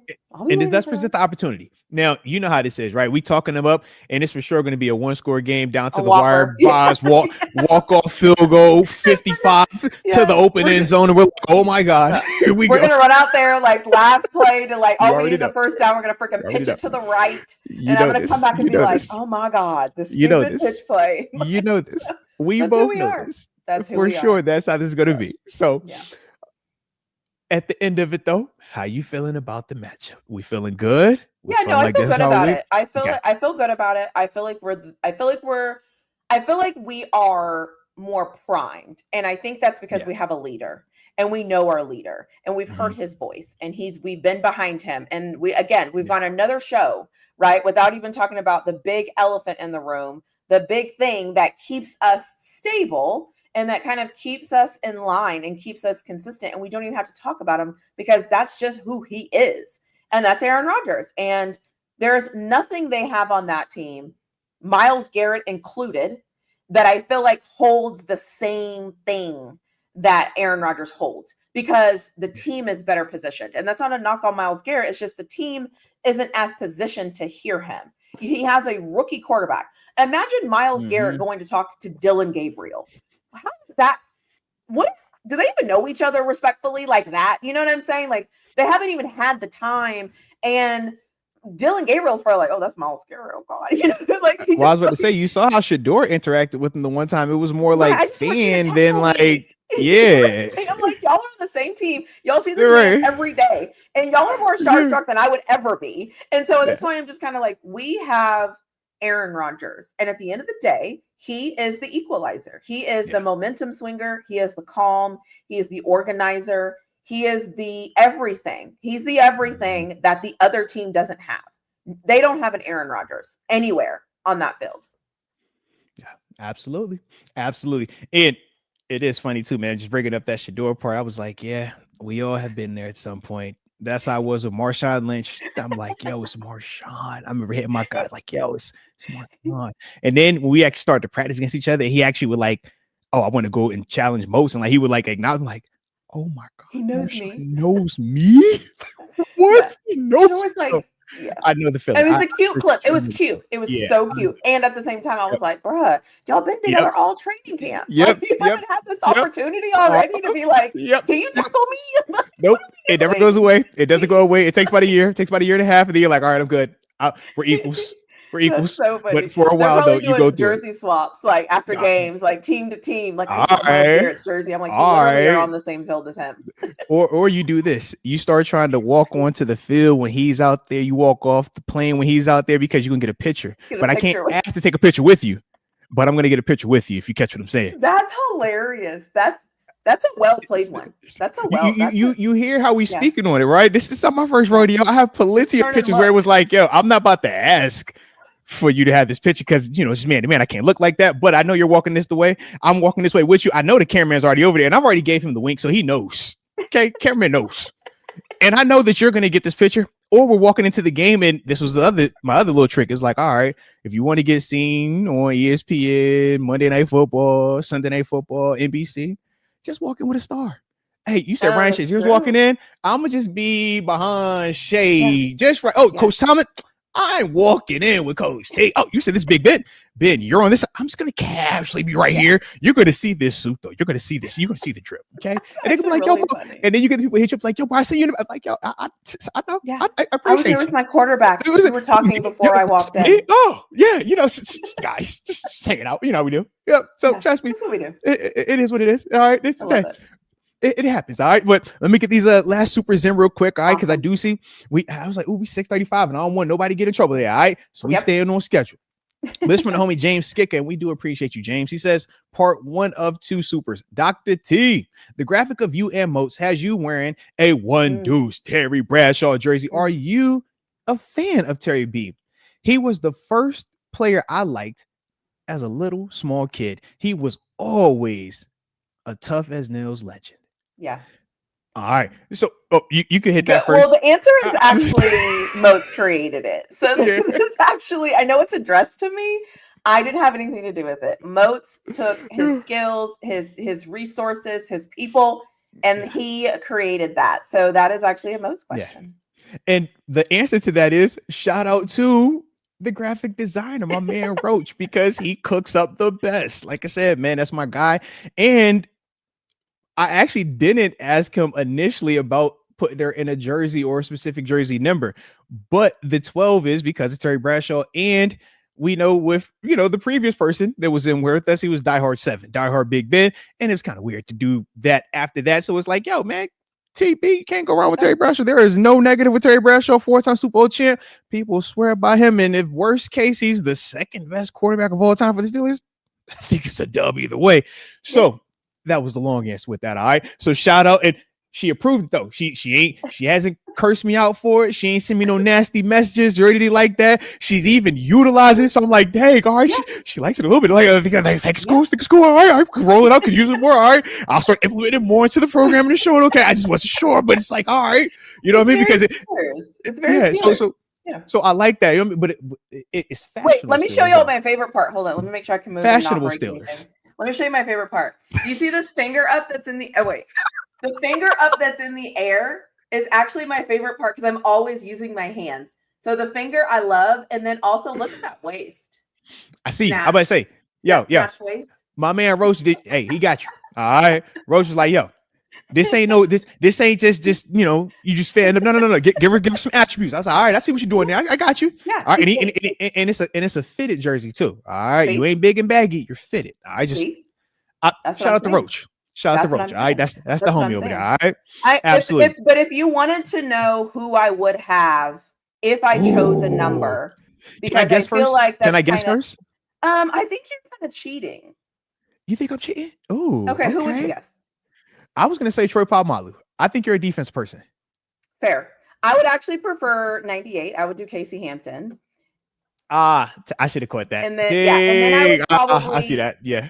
Yeah, and I wouldn't mind Troy. But I think you know me, I like a good conversation starter. Yeah. And so if I threw up a 98, everyone would be like, everybody's talking. Yes. Yeah, like, who is that?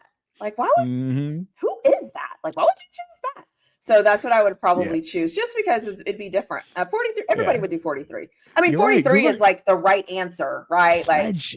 Like, but I just figured it was a defense, but I didn't know if he was gonna go Mean Joe, TJ. No. I'm like, yo, some big snack. But knowing you and now thinking of our conversations, I'm like, I would definitely throw the Casey Hampton up there. Yeah, and I would make it be like conversation.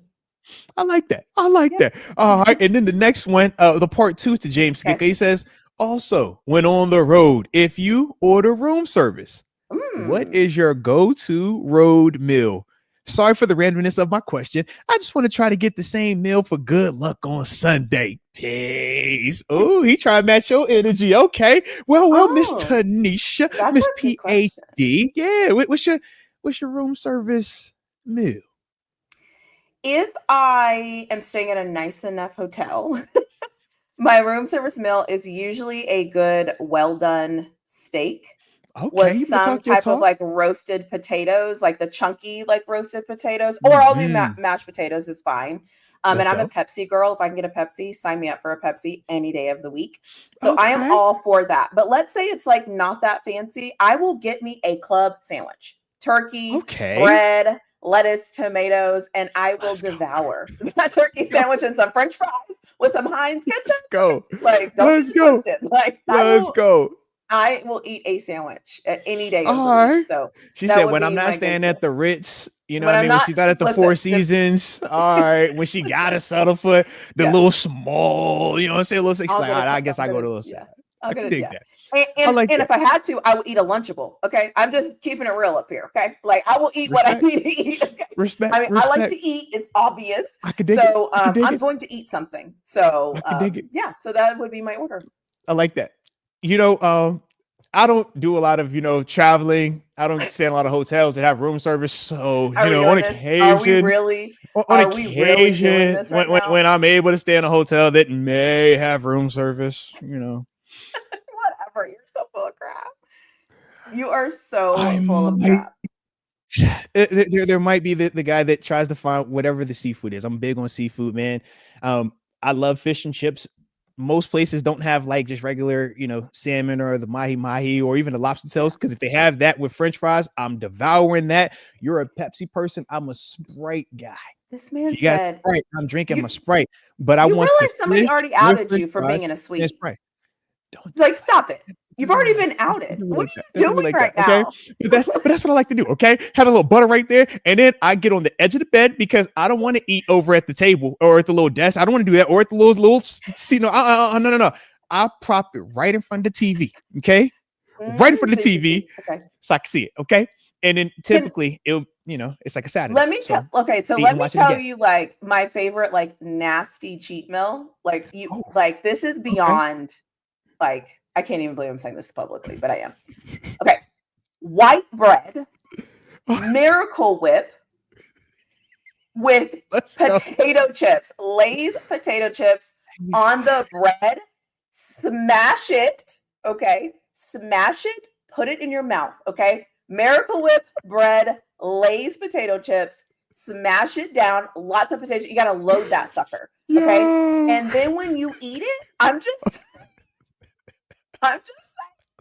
don't knock it till you try it, because like that sweetness of that Miracle Whip with those With the Lay's chips. chips. Listen, somebody in this chat has eaten this, and y'all know what I'm talking about. Okay, it hits. It hits. I know. My other one is like a package of ramen noodles, like a shrimp one and a You can't chicken go one, wrong with mixing ramen. them You can't go together wrong with ramen. with some Absolutely. with some lime juice. I'm Can't just go saying. wrong with it. Can't go I'm wrong. just saying. Shout Don't knock it out till to you you. try You can't even eat ramen without being boo. She said, I gotta put a little lime juice in mine. I'll be over here like, yo, look, man, just give me the little high blood pressure little packet, throw it in there, all right, and I'm gonna drink all that at the end. We're just gonna smash it. We won't need Yeah, doctor. Just get it's to the like ashes. you know how everybody has those meals where you're like, I ain't got nothing in the kitchen. Yeah. I ain't got nothing. And you're like, what can I make? Yep. Bread, Miracle Whip chip. I'm telling you, smash it together. I'm just saying. There it is. I've been through some struggle. Okay, I know what it's like to survive. I stayed in college dorms. Okay, that money didn't hit till the first. Okay, like you got to do what you got to do. Okay, so anyways, let's go. Let's go. See. Never cease. You know what I mean? Every time you up here, we be up here laughing. We cutting up, having a great time with it. I love it. Shout out. All right. And like I said, if y'all dig it and y'all enjoy what we on, man, hit that like button. Don't forget to subscribe, man.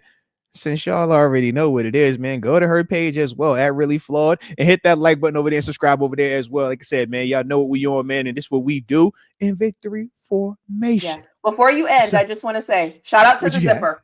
Shout out to the zipper. Zipper did his job. Zipper gang right here. There it is.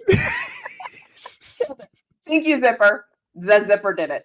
So for all It of you is. that were hating against the zipper, your prayers didn't work. Okay. Let's go. We won. We won today. So, anyways, I just So now had y'all to gotta say wait that. till next time. All right. Y'all gotta come back next time. You want to see her again? Well, you know she's gonna have a post-game reaction. Y'all know she got content on her channel. But if you want to see her again over here, well, you know, next be week here. we back in the saddle. All right. Yeah. Now we're gonna talk to get the scheduling figured out over the weekend because they do got Thursday night game. I just thought about that and I was like, you know what, that does change a little bit. But you know what? I think we're still gonna be good now that I think about it. So never mind. Y'all see us Yeah, we'll next be Tuesday good. and Wednesday. All right. Definitely next Yeah. Tuesday. So either way, we in the building. All right. But Yeah. with that being the case, TaNeisha, appreciate you as always, even on the road. All right. Even on the Absolutely. road. You just break it. All right. Salute you. No pun Absolutely. intended, soldier. No pun. All right. Chat, we appreciate y'all as well, man. From the heart, definitely means a lot that y'all tapping in with us and keep doing it, all right? Because we're gonna keep this content rolling. Stay safe out there, and until next time, baby. Peace. Bye, everyone. Oh, bye. Bye.